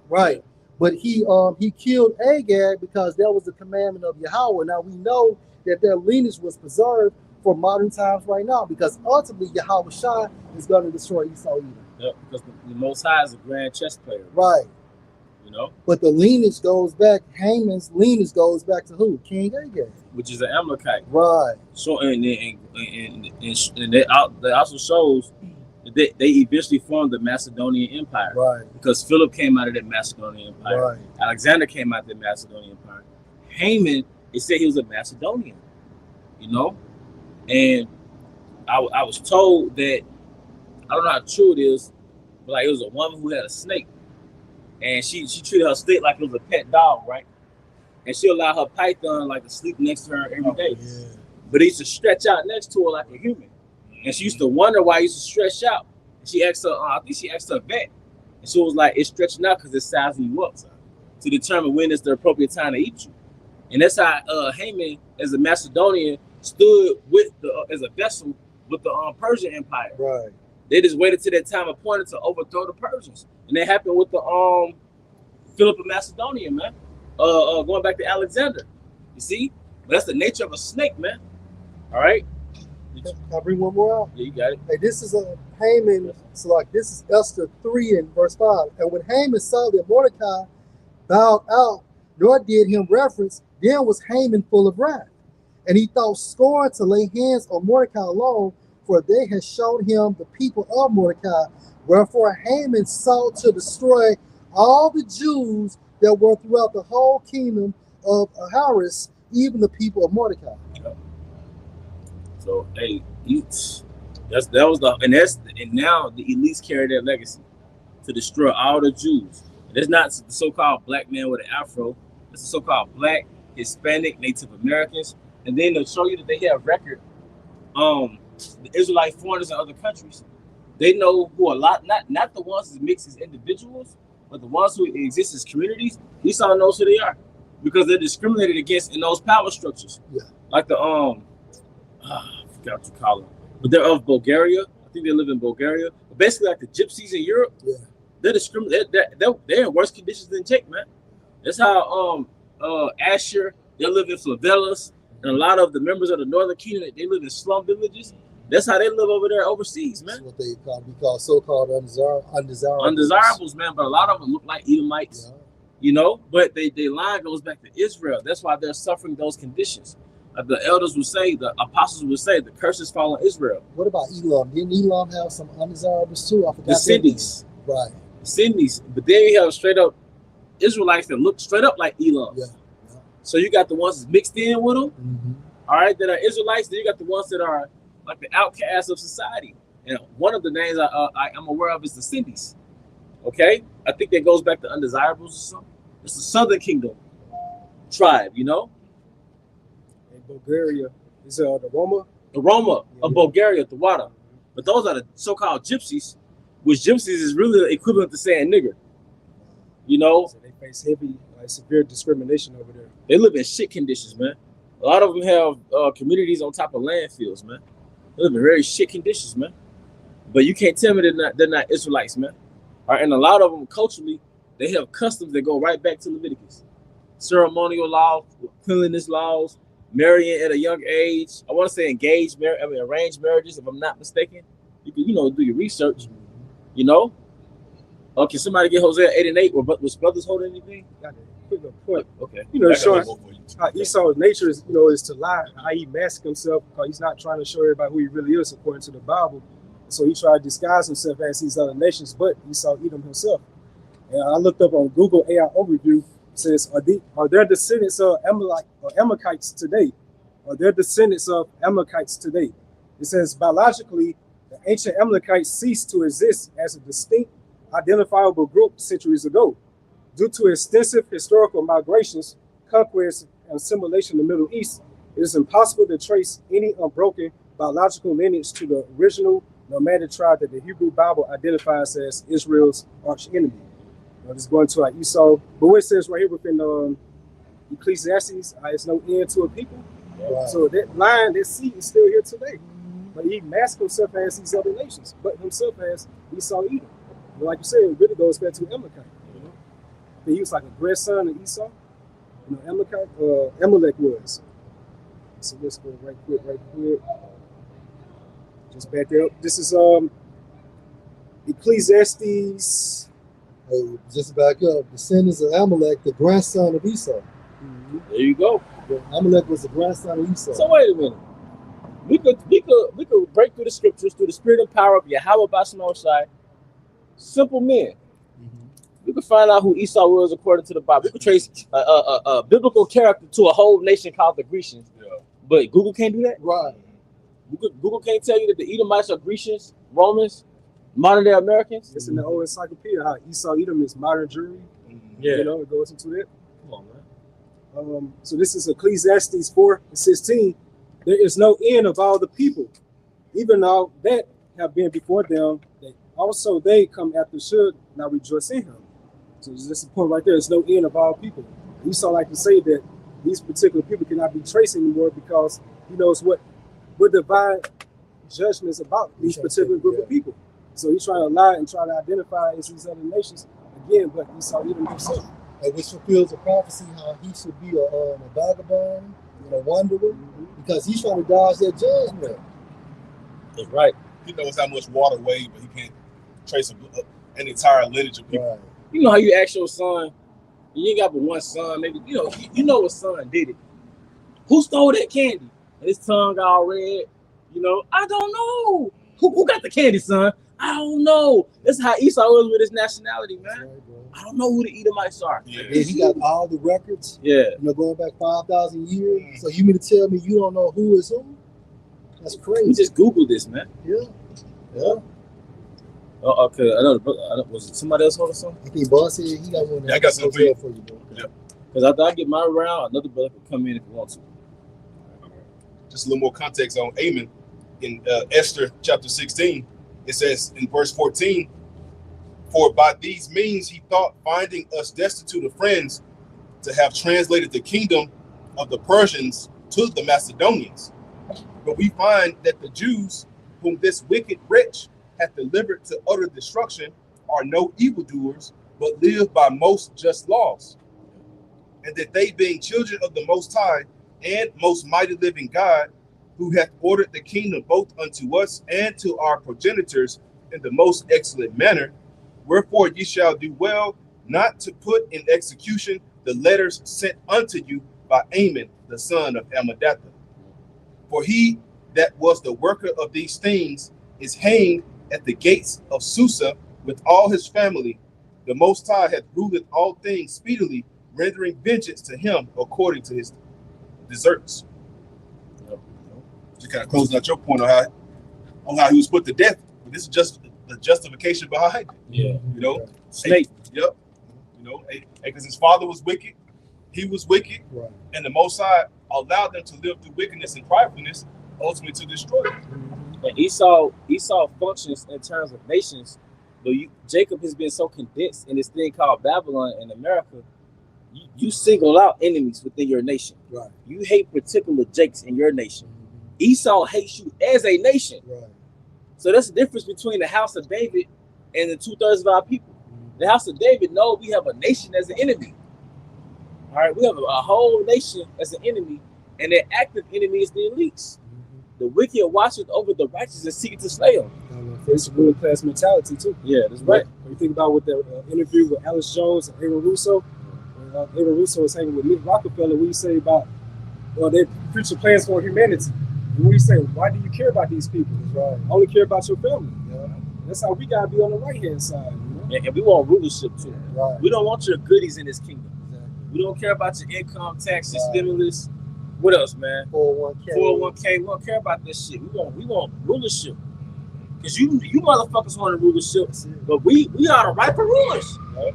Hey, and it's safe to say, wasn't King David putting us on game through prophecy? You know, the wicked watcheth over the righteous and seeketh the slay. He was showing us the nature of this damn devil. Yeah. Because King David had the spirit of prophecy, man. ASAP too. Yeah. They had the Rakakudash. They had the Rakaku. Didn't you say that the whole army had the Rakakudash? Right. They had the holy, as far as martial arts and all that. We them boys, man. You don't think the elites made that connection between Great Millstone and the House of David? Right. They know. Yeah. All right. Go ahead. Yeah, just going into what I stated earlier, how Esau is trying to run from his true biblical identity. And this from the Zonovan Compact Bible Dictionary for Edom. It says Edom figures prominently in the prophetic scriptures as the scene of great future judgments. See notably Isaiah 34 verse 5 and 6, also Isaiah 63 verse 1. She is the only neighbor of the Israelites who was not given any promise of mercy from the Most High. So AKA, ain't nothing Esau could do. Yeah. That's why he's trying to disrupt prophecies. That's why he's continuing to lay a stumbling block before his neighbor, which is Jake. Yeah. You know, that's why he's trying to suppress the word. Yeah. You know, and because once upon a time, every YouTube channel that we uploaded, we put one video in there. Esau deleted. Yeah. You know, we had 1, 2, 3, 4 backup pages. He flagged all your channels for just speaking the words. You know. And the question is why? You know, because he's trying to suppress the truth. Because he knows that he is that biblical Edomite. Right. Which makes more sense why he's trying to come down with great wrath, because he knows he has but a short time. He's getting found out. The wicked's being more revealed within these latter times. Yeah. So by Esau not gonna play fair, he's a carnal being. He's the controller in his hand to use their sword. It's not gonna be within the best interest of you Israelites, and really humanity as well. No. And then he's not gonna take up. You got it, bro. No, so he's not gonna take account for even his own people, man. It's all about the upper echelon of Esau. That's the sociopathic nature he has. Yeah. You got to priest. Yeah, this is Hosea 8 and 8. Israel is swallowed up. Now shall they be among the Gentiles as a vessel wherein is no pleasure. Going back to what we spoke about earlier, redlining. It's hard to get a decent loan, to get a mortgage. You had Wells Fargo. They had a $150 million lawsuit because they was discriminating against so-called Black and Hispanics from really getting fair loans. Yep. They was giving them subprime mortgages, man. Yeah. And because the same household, the Edomite family, we have the same income, the same credit. Jake will have that same income, that same credit, either have higher interest rates with a higher payment, or they get denied. Yep. Because somebody look up the average net worth of an Edomite family versus the average net worth of a Jake family. See, while you busy on social media, acting like you got money, messing with somebody else broad, all right, having babies and no family structure, right? Esau was building. Esau knows what matters. Esau give you the goodies. He'll give you Netflix. He'll give you power. You watch the show Power. What's the Detroit nigga? Detroit Struck. Yeah, he'll give you those shows to guilt, destroy the heart. He'll give you entertainment for free while he strip you as a nation. You look at your neighborhoods, man. Your neighborhoods are like Tales from the Crypt. But your house got a big TV and you stream with a streaming service. But he takes what matters. He took your structure as a nation. He kept you from your God. When you plug back into your power, you're Superman. And then he take your mind, he put it in the jar and put a lid on it. Come on, man. Jacob be 50 years old is stuck in an 18-year-old's body and mind, man. You know what I mean? Yeah. Jim Jones type shit. Yeah. So the new wave of 50-year-olds, they just old YNs. They just old ends. You know, if a brother had that statistic. Yeah, it was going to from the Google AI overview. It says the median household income is $88,010 for white families and $56,020 for black families, marking a 36.3% disparity. Get that network too. Okay. Yeah, get that network disparity because that's the systemic oppression, and that's also goes into like you slaying secretly, man. Because Jake don't own shit, and then Jake they got razzle dazzle by consumerism. You paying $600-700 a month for a car note, $800 for a car note. That is a wealth destroyer. Now we're not in Babylon to build wealth, but Esau made it damn sure we don't do it. We are yet this day in our captivity, so you're not gonna build wealth in captivity, but you gotta understand how you were attacked as a nation. Because he needs you either just over broke or flat broke. Yep. Those are the only two categories Esau desires the nation of Israel to be under. Yep. Just over broke or flat broke, man. All right, and you would never build from that. You would never build from owing a debt. You would never build, you know, individual households is harder to build, you know. So Esau made sure, like the way Eve thinks that feminism, that's an anti-nation building mindset that the so-called black woman has. But in the grand scheme, it kept you from building as a nation. All right. So right here, for the average white family network versus the black family network, it says the racial wealth gap is staggering. Federal Reserve data reveals that the typical white family has a median net worth of roughly $284,300 compared to $44,900 for the typical black family. And that number has the disparity gap is broadened, if you ask me. I was like 10 years ago when I looked this up. So it's like $200,000 net worth for Esau family. You know? I got you, bro. All right. Job 20:19, because he has oppressed and has forsaken the poor, because he has violently taken away a house which he builded not. Yep, we take away a house which you America. Yeah. Because Gad already had the cities here in America. See those tents, those teepees, those are like mobile homes. That's how, you know, in America you have mobile homes. Gad has mobile homes because you had traveling tribes of the tribe of Gad, man. But Gad actually had cities here in America, man. Very nomadic. They're very nomadic, man. And then and one thing that was very noteworthy about Gad mastered the land. So Gad, the so-called Native American, he laid the groundwork for hunting and fishing, agricultural work. Yep. The same practices that Esau practiced today, he got it from Gad. Check out their book, Wildwood Wisdom. Wildwood Wisdom. It was written by a supposedly Edomite in like the 1800s, maybe 1900s, when Gad was still running across America. He was observing how Gad moved. And that book is Esau's Bible when it comes to hunting. Wildwood Wisdom. And it goes into how Gad really survived off this land. He thrived off the land, man. So Gad is a very noteworthy tribe. But they didn't come to America to figure this shit out. These are the Gadites from Israel. So they lived outside of Jerusalem back then. So how about now, man? They mastered the land, man. All right. And also, the point violently goes into Gazal, Strong's H 1497, to tear away, to seize, plunder, tear off, pull off, to rob.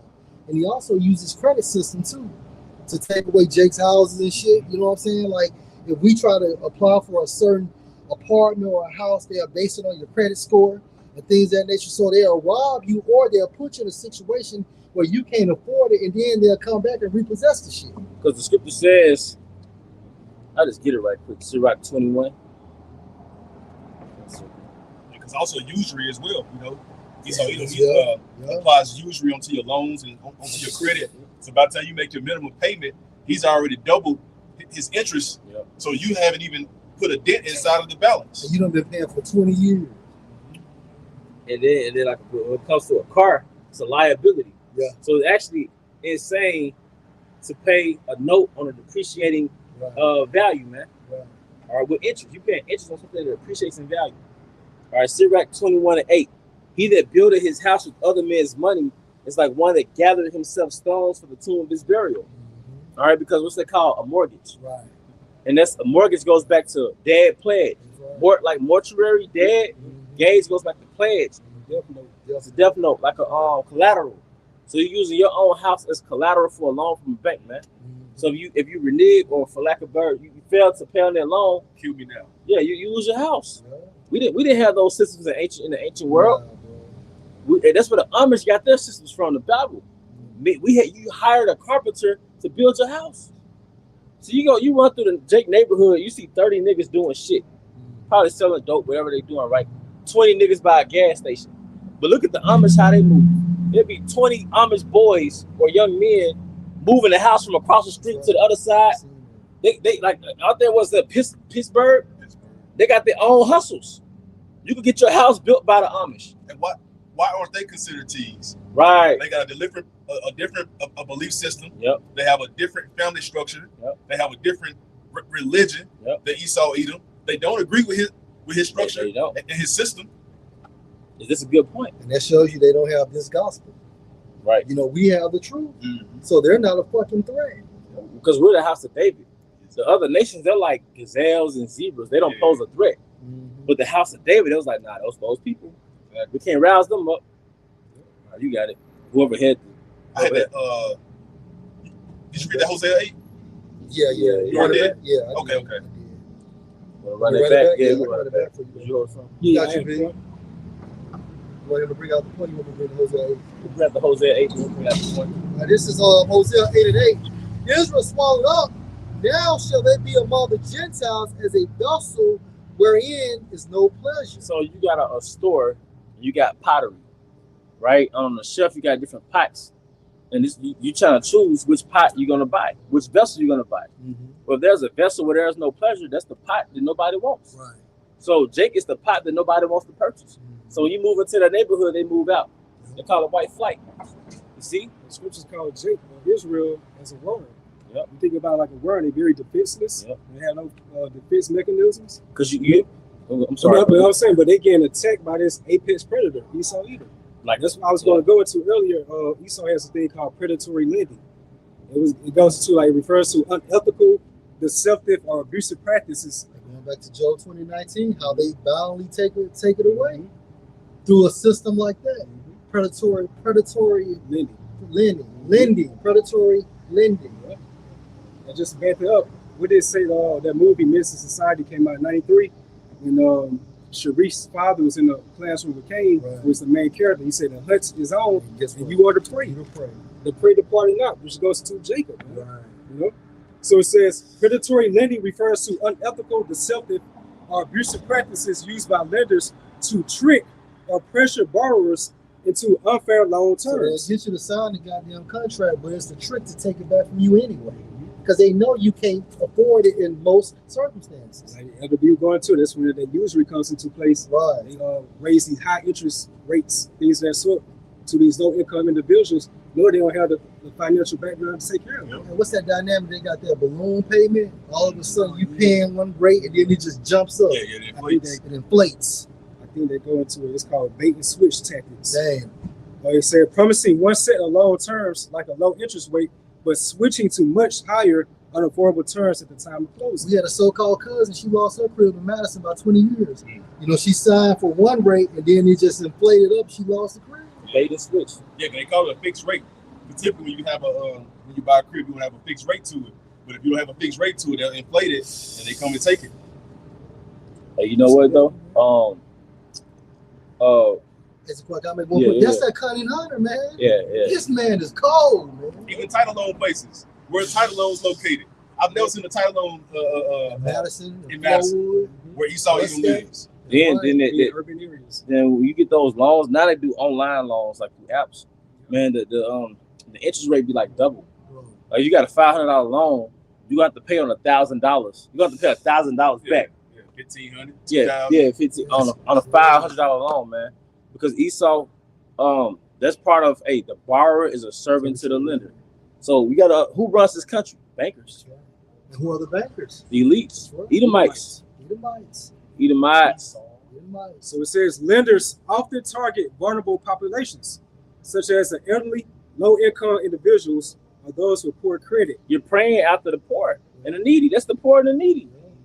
The widows, the bastards, the fatherless. You're praying after the poor and needy, man. Using aggressive sale tactics and hidden fees to trap borrowers in an inescapable. They're aggressive because you'll come and view a career and they'll keep calling you and calling you and calling you till you break down. And they'll give you this contract and make it seem like it's beneficial for you, but it's to set you up anyway. What about those sales tactics? They'll let you get the vehicle, a new vehicle for the weekend. That's right. By the time you turn it back, man. Yeah, you don't want to. You don't want to turn it back. Mm-hmm. So then you would get annoyed you can't afford it. And so it says using aggressive sales tactics and hidden fees to trap borrowers in an inescapable cycle of debt. They may say they'll knock a percentage off initially. You know, say just to get you in that trap. That's an aggressive tactic. And that's how Esau get you. He get you front, back, and side to side. He get you from all angles. Hey, can somebody get that in Proverbs? The borrower is a servant to the lender. You get like NIV or NLT, bro. Okay. Go, bro. This Job 21:13, the NLT. They spend their days in prosperity and go down to the grave in peace. Going to the Edomites. It says, and yet they say to the Most High, go away, we want no part of you and your ways. It says right here, verse 16. Can you read that again? Okay. This verse, Job 21. We got you. Oh, it was water? Oh, my bad, bro. Yep, so it's back in Job 21 and 13, the NLT. They spend their days in prosperity, going to these Edomites, then go down to the grave in peace because they're not under that curse, which goes back into the true biblical Israelites. To back you up, Genesis 27:39. And Isaac his father answered and said unto him, behold, your dwelling shall be the fatness of the earth and of the dew of heaven from above, meaning he's blessed. That's why he's the God of the world. Yeah. Everything goes right for Esau in the system. The reason why Esau has so much leeway, the reason why Esau can set up these tactics, because he's blessed to do so. He's receiving what the scriptures say, the dew of heaven from above. That's what? That's that blessing. Now it makes more sense when you, in particular, either might have the same educational background, y'all apply for the same job, but he's going to get probably hired faster. Bro, I knew a banker that knew our father, and he said Edomites can basically, let's say, if an Edomite has a dump truck, right? If he can't afford that dump truck, they would tell him just bring the truck back, and it would not be on his credit card. I mean, Salaki, his credit history as a repossession. But let Jake do it. But you know, sorry, no, you gonna make a point. No, hey, but you know what? One thing you learn in life, especially you know, you bump your head a few times in life with money, and you go into the scriptures. You learn the most powerful thing to do in America is live within your means, man. Yeah. Because if you can live within your means, then you don't have to go out and borrow that shit from Esau and fall for that, you know. But you know, Esau gets your ass in high school. You'll qualify for a credit card in high school. And it only makes sense that if you're gonna give somebody a credit card, to at least make sure they're taking the assessment quiz on it. Like before you qualify for a credit card, you gotta pass this test on how to properly use a credit card. I'm gonna say this about it. Look how Esau utilized a credit card. See, Esau put Becky, Jimmy with a credit card. By the time they get 18 and 19, I mean, so basically he's establishing their credit. So when it's time for them to get something that was 21, 22 years old, they got a damn near 800 credit score. Jake, they goddamn do it because they gotta do it. Yeah. They need the extra money, and then therefore they can't pay it. So when their son is trying to purchase something, guess what? They got a fucking 500 or 520. I did a video on that years ago. So anybody going into that. He started his church when I was like maybe 12, 15 years old. Well, you know, credit cards. It just kept building it up over the years. And so by the time when they turned 21, it was like fully established with a good credit score. And then you have no head start. If you grew up statistically with a single mom, she most likely was in survival mode your whole life. Your name got furniture all in and shit. Yeah. And if your mom was in survival mode, she couldn't pass down a system to you. The middle class on up, Esau and the nations, they pass down systems to their offspring. Hey, Zaquan, Psalm 73 and verse 5. They don't have troubles like other people. They are not plagued, such with credit. Yep. They are not plagued with problems like everyone else. I was going into how you pass down money, you pass down wealth to your offspring. But what it is, it's like the elites, they got prerequisites, right? Mhm. I'm gonna pass down money to my offspring, but they got to go through a board to show that they qualify to inherit this money. It's all type of plays and strategies to get wealth, obtain wealth, pass down wealth. Hey, what's that called? That board. I seen that on Power too. You have to be a certain age in order. You got to be a certain age. You got to basically prove. You got to prove to the board that you qualify to get the money that you inherited. You can't just be a degenerate and get the money because you're the son of somebody. You see? Yeah. But basically, like Esau passed down systems on how to get wealthy. Yeah. But it's like you can't get a head start if your parents was behind. Right. Because when your parents started out in survival mode. So their whole thing was just to get you in college, which was another trap. Yeah. Another debt. So they never taught you how to build because they was in survival mode. So you get out owing 20,000, you probably making 32,000. You gotta pay that student loan off. You gotta pay your car note. You gotta pay your utilities, and your rent. You gotta pay insurance and all of that. You don't got no money to do nothing. And that's like 20, 30 years ago. See, the Most High covered this through our system of equity. You go into Leviticus. Before I go, I know you had. You went to Proverbs 22:7 everywhere. Yeah, can you get that about yourself? Yeah, and this is the NLT like you wanted. Okay, just as the rich rule the poor, so the borrower is servant to the lender. And I think in the NIV it says the borrower is a slave to the lender, man. So if your ass got a car note, mortgage, most of us are slaves. And even if you're not a slave, you're still a slave, man. You a Jake in America. So first of all, you got to be awoke to figure the system out. But now you're trying to overcome the system. Go ahead, bro. Baruch 3:8. Behold, we are yet this day in our captivity, where you have scattered us for a reproach and a curse, and to be subject to payments according to all the iniquities of our fathers, which departed from the Lord our power. Subject. You bound to a payment. Right. You know, in Deuteronomy 28, it said we're gonna have iron on our neck, right? What's that new iron? Debt. That car note, that mortgage, that rent, that child support. Corporate slave, man, debt slaves. But the nation of Israel had a system of building wealth. One of my favorite system building chapters is Leviticus, the 25 chapters. I'm sorry, Leviticus, the 25th chapter. Because it shows you how you can lease out property to your fellow Israelite. So every year, you rent out land, you lease out land according to the year of Jubilee. So if it was 10 more years before the year of Jubilee, you finna charge him for 10 harvests for that land. But that's set up so he could come up, man. I'm gonna lease this land out to you so he could come up off this harvest. You see? Jay think they don't, they're not a debt slave. Just go to the debtclock.org. You'll see like every citizen within America how much they owe. It's within the tens of thousands of dollars. Yep. But Esau, he's a hunter. He hit you with the razzle dazzle. Like, of course you want that new car. Of course you want a nice house. So really, rightfully so, you're a hard worker. You want what you want. But Esau traps you through that debt system, man. All right. Was you finna bring out something? Yeah, look, I got something for you. I'm just getting it together. You sure? This Job 21:7 in NLT again. Why do the wicked prosper, growing old and powerful? They live to see their children grow up and settle down. Yep. They enjoy their grandchildren. Jake don't live to see their children grow up. No.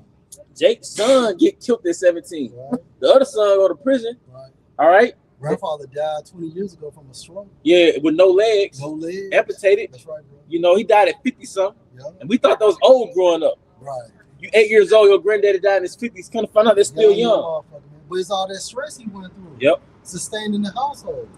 Being a damn human plow horse. Right. For his family. And it's harder for us now compared to them. Yep. Think about what we gotta do. They had way higher testosterone back then. Right. They had more vitality. And everything was cheaper too. Everything was cheaper. That's crazy to think about. To buy this some time ago. Think about like back then, that time frame, like the food was much better. Yeah. But Jay was crazy out of shape though. I was thinking about that. They had bad diets. Yeah, so you compare that to now, the food is way much worse than it has ever been. But Jake in more shape nowadays to be 50, 60. Because back then, when you hit 30, it's like you kind of getting old. Yeah. But now you could be like 45 and still in shape. Right. Because like, in the 60s, 70s, Jake wasn't 45 and fit.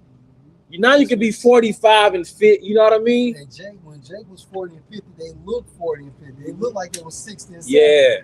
That's a great point. They had been through the wars. Yeah. Jake fought in Vietnam. That's right. Can you imagine being 19 in Vietnam? Right, bro. You know, so Jake ain't been in the wars lately.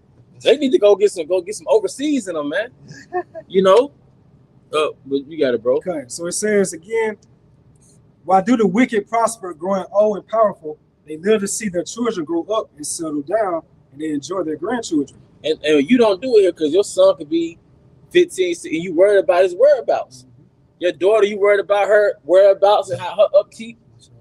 Yeah, so, but hey, you see how the elites move? I think it's a show called Debutante.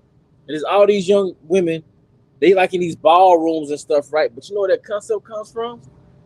You keeping your daughter in the background till she becomes of age, then you debut her to the world.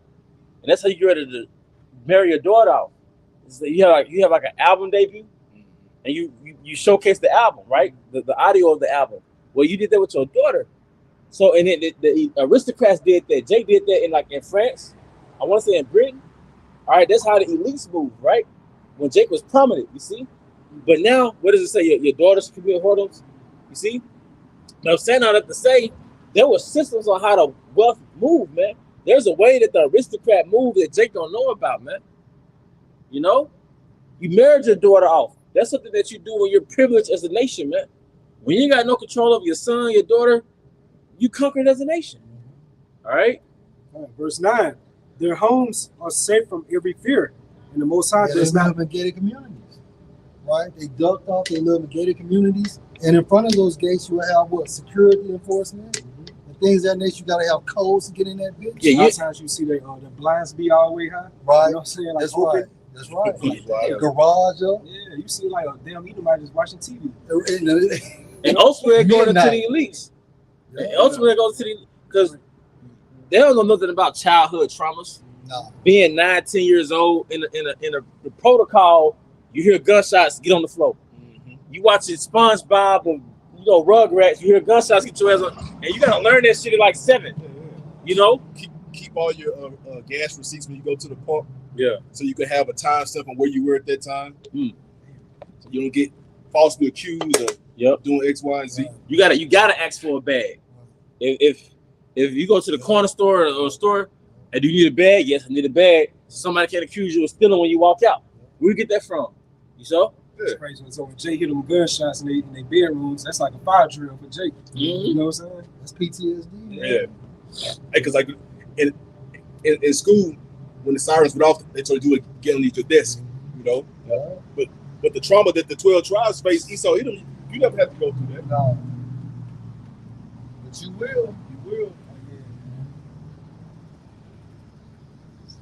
That's crazy. Just imagine, like, Edomite women gonna be the new Keishas in the kingdom to come. You know? They could be hoes. That's crazy. They gonna hate you. Yeah. Your pussy gonna stink. Yeah. Breath gonna stink. Yeah. You know. Hair gonna stink. You They're know. gonna look like those fucking cavemen, man.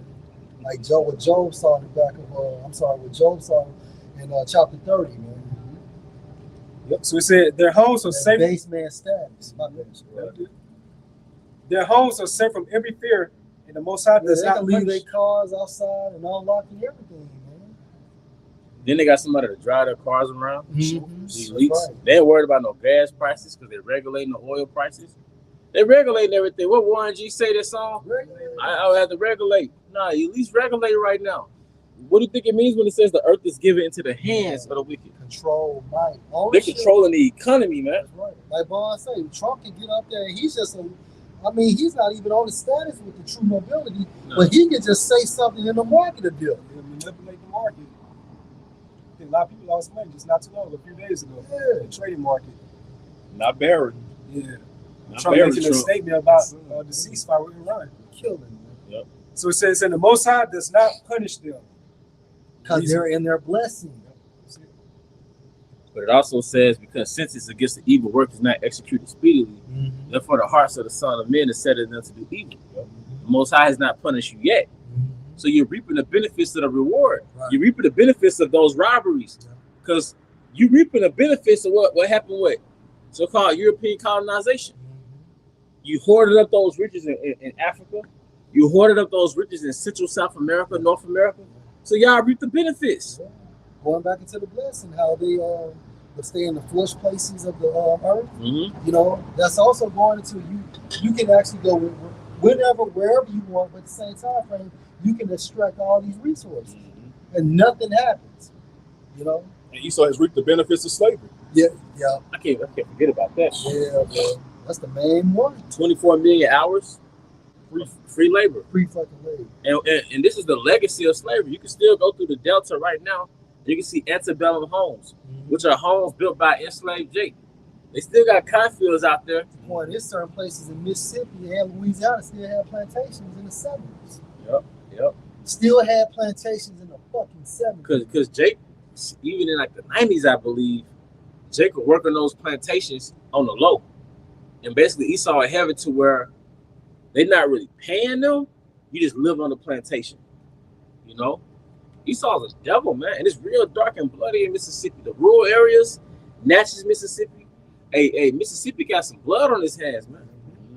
So the South. All the bodies in the Mississippi River. All them bodies in the Mississippi River. Natchez Punch Bowl. Man, you dark, man. Strange fruit hanging from trees. That's right. Yep. And they say the locals in Natchez, Mississippi, they don't eat those peach trees because they know what fertilize those peach trees. Take dead bodies, man. All right. So now we're just reading the blessings for Esau Edom. Now let's transition to the curses within Job 21:17. Yet the light of the wicked never seems to be extinguished. Do they ever have trouble? And his light is the what? Philosophies. Going into Satanism. Like he governs the earth of Satanism. I think with that manifest destiny, it says he came with that light going into his his Christianity. Yeah. He had a Bible in his hand, you know? To justify conquering America. Which was true, which was prophetic. The manifest destiny got part too, you know? Yep. So it says, yet the light. And that's still Satanism because that's not the truth. You're not using it. You're not teaching the truth. You take away from it, you add to it. Yet the light of the wicked never seems to be extinguished. Do they ever have trouble? Right, because again, we're in their rulership. But it will be extinguished, meaning the Most High is going to put out the light, the rulership of the wicked. Does the Most High distribute sorrows to them in anger? Are they driven before the wind like straw? Are they carried away by the storm like chaff? Not yet, but it's coming. It's coming. And the reason why things are speeding up, the real reason why we're hearing rumors of wars, these circulating stories, the world is waxing cold, is because the judgment is about to be pronounced on Esau. All you have to do is go to Matthew 24th chapter and just read those scriptures and watch TV regarding the current events, and it all aligns up. Because basically, all businesses, all conforming businesses, they're about to shift over to AI. So basically, you're gonna have an AI attendant, AI receptionist. Yeah. You're gonna walk in and get AI service, but what's gonna plug you into that system? Revelation 13 and 16. Revelation 13, 16, man. Do it first with 6G. Yep. Like you said, microchip. So, hey, just to put it, he's in a hurry. He wants that enterprise, man. Yep. You can live in a virtual reality. That's that metaverse bullshit was about. Yeah. You can live in a false reality through that charagma, man. That's right. That's in the real. Yep. You get that charagma, all right, you can live in a fucking fantasy world, man. Anywhere. Anywhere. You can pick the location. Yeah. So anybody do it going into there with the Great Reset. How you can just put on one of those virtual reality things, and you can pretend like you're in any part of the world. Mm-hmm. But while the rest of the people really, elites, they're gonna be traveling though. They really enjoying the fucking world, but you in your fucking house in your fucking virtual reality. Watch the movie Surrogates. I think it was the apostles that brought that movie out. They was living in a virtual reality, posing as somebody else, but it was really some fat snob in his bedroom, man. Some fat. And a lot of motherfuckers gonna die in that virtual reality shit because you gonna eat so much food. You just gonna sit there on your own couch and just consume food until you fucking have a heart attack, man. Yeah. All right, a lot of Americans are like that, man. Right. They're like morbidly disgusting and shit. I think. Oh, go ahead, bro. And everything is going digital for what control. I think PlayStation saying they're no longer making the physical disc, but they're going to do it from a digital platform. Now, when you go into what you just asked for, Beyond the Reset, old boy tried to watch The Godfather, which is an animated 3D short film. He tried to watch The Godfather. They told him he had no access. because he didn't have that physical copy, but he was trying to get it from the digital format, and they gave him no access. And it was going by his social score, Right. his social credit score. Right. What was this at, bro? Beyond the Reset. Yeah, Beyond the Reset. It's like a 30-minute short film. I did watch it. I forgot that part, Great bro. fucking movie, man. You know? Film. But hey, we're here. We're here. That's why I said we can't sleep as the night, you know? As a coordinator, they had drones. Like he did the same thing every day. He'd get up around the same time frame, go to the bathroom, make some coffee, or go outside. One time he just pulled the mask down trying to breathe the fresh air, and then a drone warned him and then zapped his ass. You know, what's the it's a show on Netflix. It takes place like in I want to say China, but basically they got the same thing going on, right? So in the show, they put on this helmet, and now they're like in a virtual reality, but it's like real as shit. It's like real as shit, you know. But they just put the helmet on. Now they're like in another world. Yeah, man. Time travel, all that shit, man. You know. But like you said, oh, and also he's gonna perform miracles. He's performing miracles with the Quran. Lying wonders. Yeah, because if you have any neurological related disorders, what you got? The Quran. I did a video a couple of days ago. You had this guy out there in Canada. He received Revelation 13 and 17 because he has ASL or ALS. I think it's ALS. But anyway, he has ALS, and now he's basically actually talking with the computer and shit like that. Yep. Because of that Jake, is it? No, that's not a football player. Oh, okay. Yeah, but it was an Edomite, man, out there in Canada, man. You pair his fucking head with the computer device, and then he's able to like have total function and shit, you know, or some functioning, because ALS is breaking his body down. So and look, we're here. Yep. It was the apostles was talking about it since the 80s, and their elders have been talking about it since what the 70s, you know, 60s maybe. Don't quote me on the decade, but I know that our apostles have been talking about it since the 80s. And we came into the truth talking about it, and now we're here. It's manifest, man. Waiting for that mandate. Yep. Yeah, we can say the same thing concerning the book of Revelation, chapter 13, that charagma, so to speak, since 2007, 2008, 2009, and that doctrine has not changed. Not changed, bro. So 19 years, 18 years, 17 years for our generation, you know. Now it's here. Right. So back in Job 21 and 18, NLT again. Are they driven before the wind like straw? Are they carried away by the storm like chaff? Not at all. Well, you say at least the Most High will punish their children, but I say he should punish the ones who sin so that they understand his judgment. Let them see their destruction with their own eyes, that they'll drink deeply of the anger of the Almighty. And that's going to happen in this time frame. We're in this time frame right now. So any Edomite, as well as 2/3 or any other inhabitant from these other nations in America, is going to be destroyed. And then what's going to happen? According to the scriptures, that the nobility are going to be the first fruits of slavery for Yahushua, man, and the government body, as well as the other Edomites that's outside of America. It's up to 28. This is in the KJV. For you say, where is the house of the prince? And where are the dwelling places of the wicked? Have you not asked them that go by the way? And do you not know their tokens? That the wicked is reserved to the day of destruction, they should be brought forth to the day of wrath. And that's our comfort. So you see Esau in his height, and he promotes a culture we could live like him. But we're supposed to keep our integrity, because if you look at the end result, the wicked are reserved for the day of destruction. And the scripture also states too, maybe not the oppressor. Right. You know? Because Esau, he promotes his Roman lifestyle to Jake, and Jake gets enchanted by that Roman lifestyle. Because what's black culture?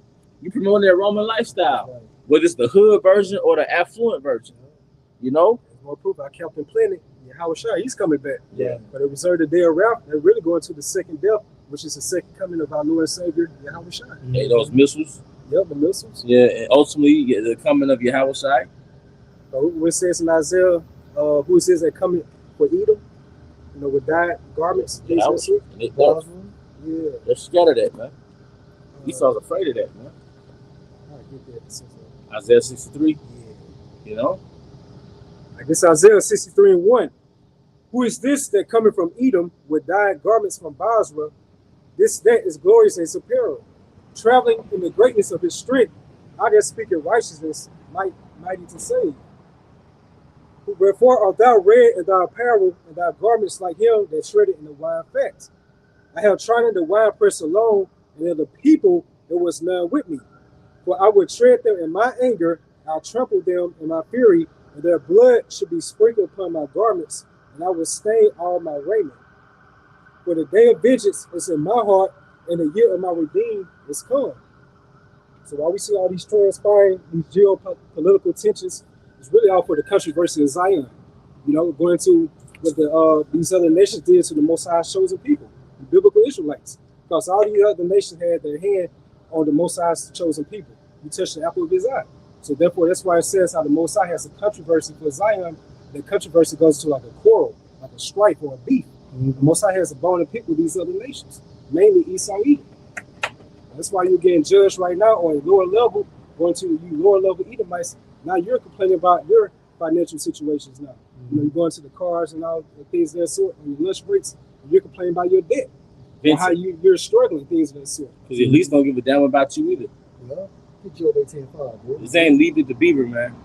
This ain't the Andy Griffin show. You know, We're using your height. We're using your height. That's right. You fucked up when you put those satellites into the heavens, man. That was your downfall. You really fucked up when you brought us over here. You know, I mean, I know what you mean. No. You know, but it's just Right. that was a mark of time. The satellites in the sky, that was a mark of your end. You know, Right. It started with you bringing us over here. You touched it. Yeah, you fucked up. You touched the apple of his eye, man. don't touch this kid. Yeah. You put your hands on my kids, you want to. I think that word apple goes into like some delicate. Yeah, I think so. You know, I'm gonna get that. Well, all you gotta do is just touch it. And that's heavy because I got a follow-up piece up for that. My delicate ones go Come on now. Baruch 4:26. My delicate ones have gone rough ways and were taken away as flock caught of the enemies. Be of good. Yeah, And that's how was they taken away? yeah. Be a slave. Yeah. Those rough ways taught us what? To become Gentiles. Yep. You know? Then you got So those passageways too. Those are rough ways. yeah. You know, from West Africa to the Americas. Yeah. You know. I think about the scripture, how we was violently tossed like a ball. Come on, man. And also from the spiritual sense of philosophies, Yeah. Yeah. which are all anti-Yahweh Hashem Yahshua dog. You know, where it goes to how we was like tossed. No, not that one. Oh, it goes to let me get the scripture. Going to the winds, how we was carried back and forth to the different winds. Yeah. You know, different winds and doctrines. Yeah. You know. Yeah, Book of Ephesians. Yeah, that's it, B. You can get that, B. And that's like our delicate ones going rough way because when we did that, we discontinued from our heritage. Right. You know. Yeah. So from a spiritual sense and a physical sense. It's the transatlantic slave trade. And then from a spiritual sense, well, we became Gentiles, or we further became Gentiles. That's too for everybody. Yeah. Westernization, Christianity, believing in this system, black culture. How you still see Jay still getting messed up now, like Nolan Wells, things of that sort? Right. Because that Christianity doctrine thinking that you love everybody, you're supposed to love everybody, everybody's your friend. Right. But when you actually read and tap into the volume of the book, you'll see that you have biblical enemies according to the scriptures. And even we don't even supposed to be friends with 2/3 of our people. Because even Jeremiah 7:11 or 7:14 tells you what, pray not for this people. Our forefather said, "Can two walk together unless they be agreed?" That's right. So we have to be aligned in the spirit. The 2/3. That's a worse Edomite. Edomite, man. That's it. He's in the spirit of Satan. He's in the spirit of Satan. I'm thinking about that, bro. It's the book of Ephesians, chapter 4, and verse 14, that we henceforth be no more children, tossed to and fro and carried about with every wind of doctrine. Right, because the delicate ways basically is what? The scriptures. Right? Keeping us brotherly and things of that nature. But when you go to these different philosophies, you become Gentiles, and that's what's involved for what? A rough way, man. That lifestyle is a rough way because ultimately it leads to your death and destruction. Yeah, that's right. It goes to the wages of sin. Yeah, death. that's right. By So the it's really like not a lifestyle, it's a death style. It's a death style. Like the American way, westernization, things of that sort. Those are death styles for our people. American diet. Yeah, Right. American diet. Death style. And then what die goes into your manner of life.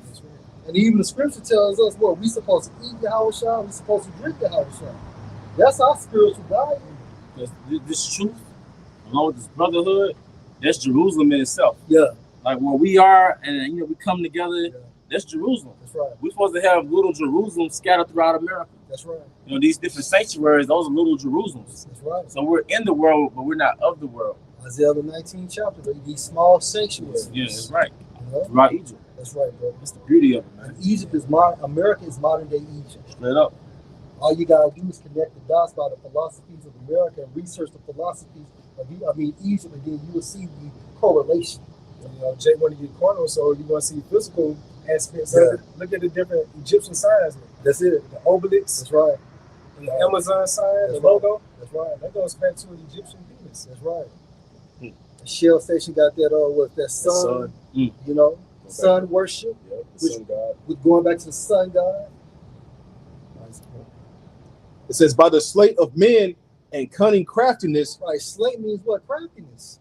Right? So yeah, you have like false prophets such as Nathan teaching you one way to be united in Christ, but we through the spirit of Yahushua, through the spirit of Yahweh Shemashah, some of the apostles, we're telling you need to be united in Yahweh Shemashah. Yeah, because they use deception and trickery. That's right. That's right. And part of that deception and trickery is they'll tell you who you are, but they won't give you the name. You know, and if you don't got the name, you don't have the spirit, man. Go ahead, bro. And cunning craftiness, Right. whereby they lie in wait to deceive. Right, that's what they do. They lie and wait on waiting to deceive because why? They're hirelings. They get paid to do so. You don't get a fucking allegedly $150 million net worth without being unrighteous. You know?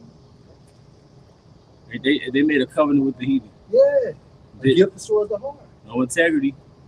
And that goes into your innocence. So you're not innocent. You had one too, bro. I got Joel 18:5. Okay.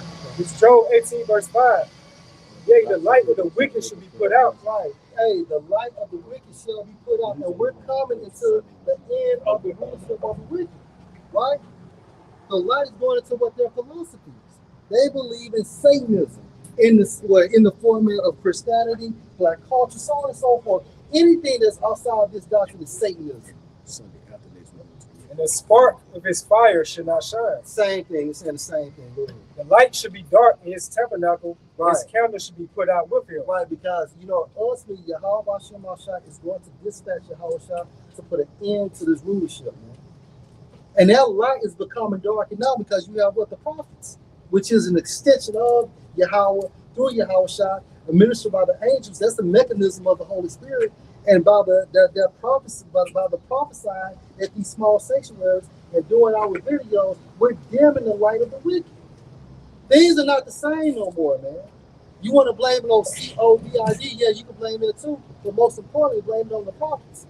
So you got three witnesses. You got the northern kingdom, you got the southern kingdom, that's going into the prophets, as well as the fucking the third witness, the other nations, those whistleblowers. And under the summons of three witnesses, a motherfucker can't be put to death. Verse 7, NLT, will read this one. The confident stride of the wicked will be shortened. Their own schemes will be their downfall. Right, your own schemes going into what? Your objectives to attain the New World Order. That's it.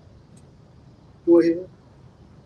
It says, verse 8, the wicked walk in a net, they fall into a pit. Meaning what? What you're doing, your same agenda, your same schemes, your same craftiness is going to ultimately be your downfall. It's ultimately going to be your downfall. A trap grabs them by the heel, a snare holds them tight. A noose lies hidden on the ground, a rope is stretched across their path. So the Most High is using that to set you up to bring your downfall.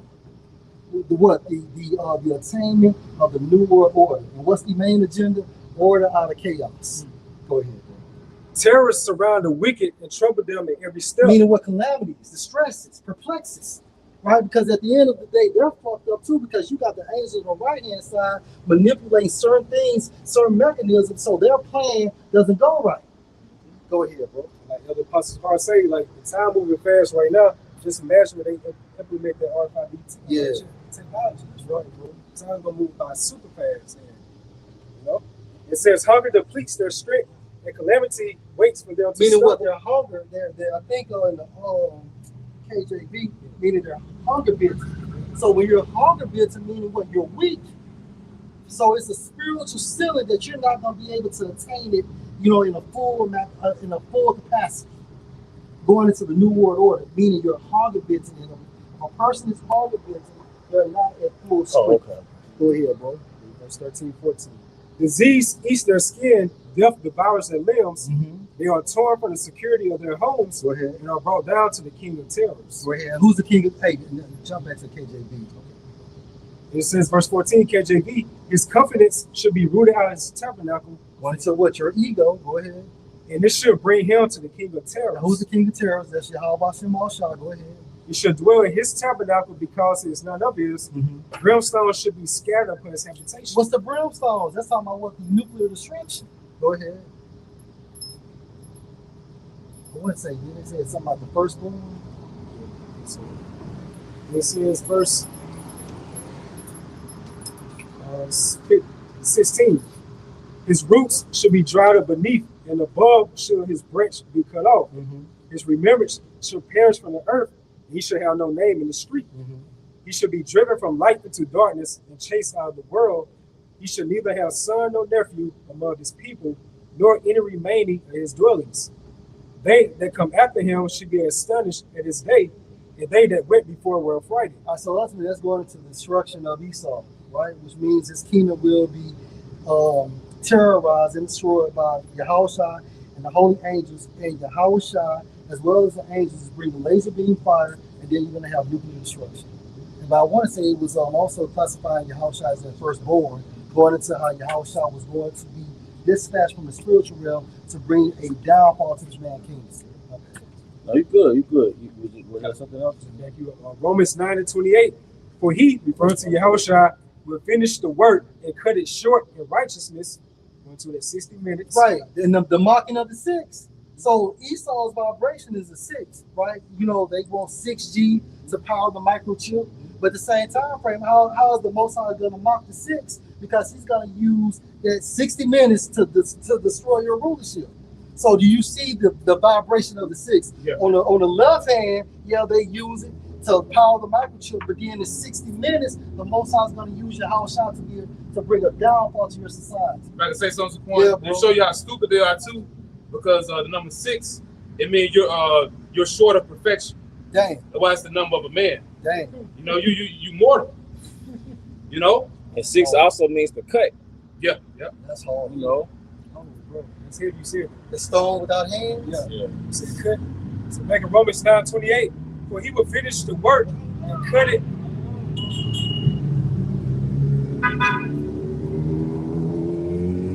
So here it said Romans 9:28, for he will finish the work and cut it short in righteousness, because in short work with the Lord. That's 6.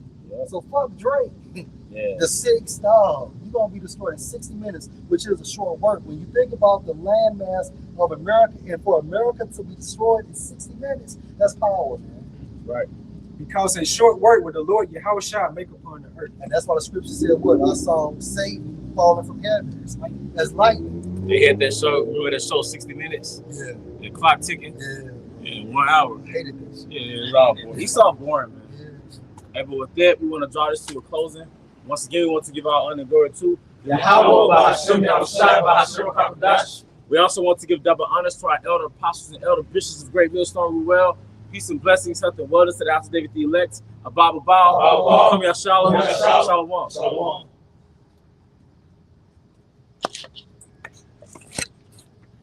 Water, fresh off the stove. Yeah, it feels like that. Sorry, bro. Oh, man.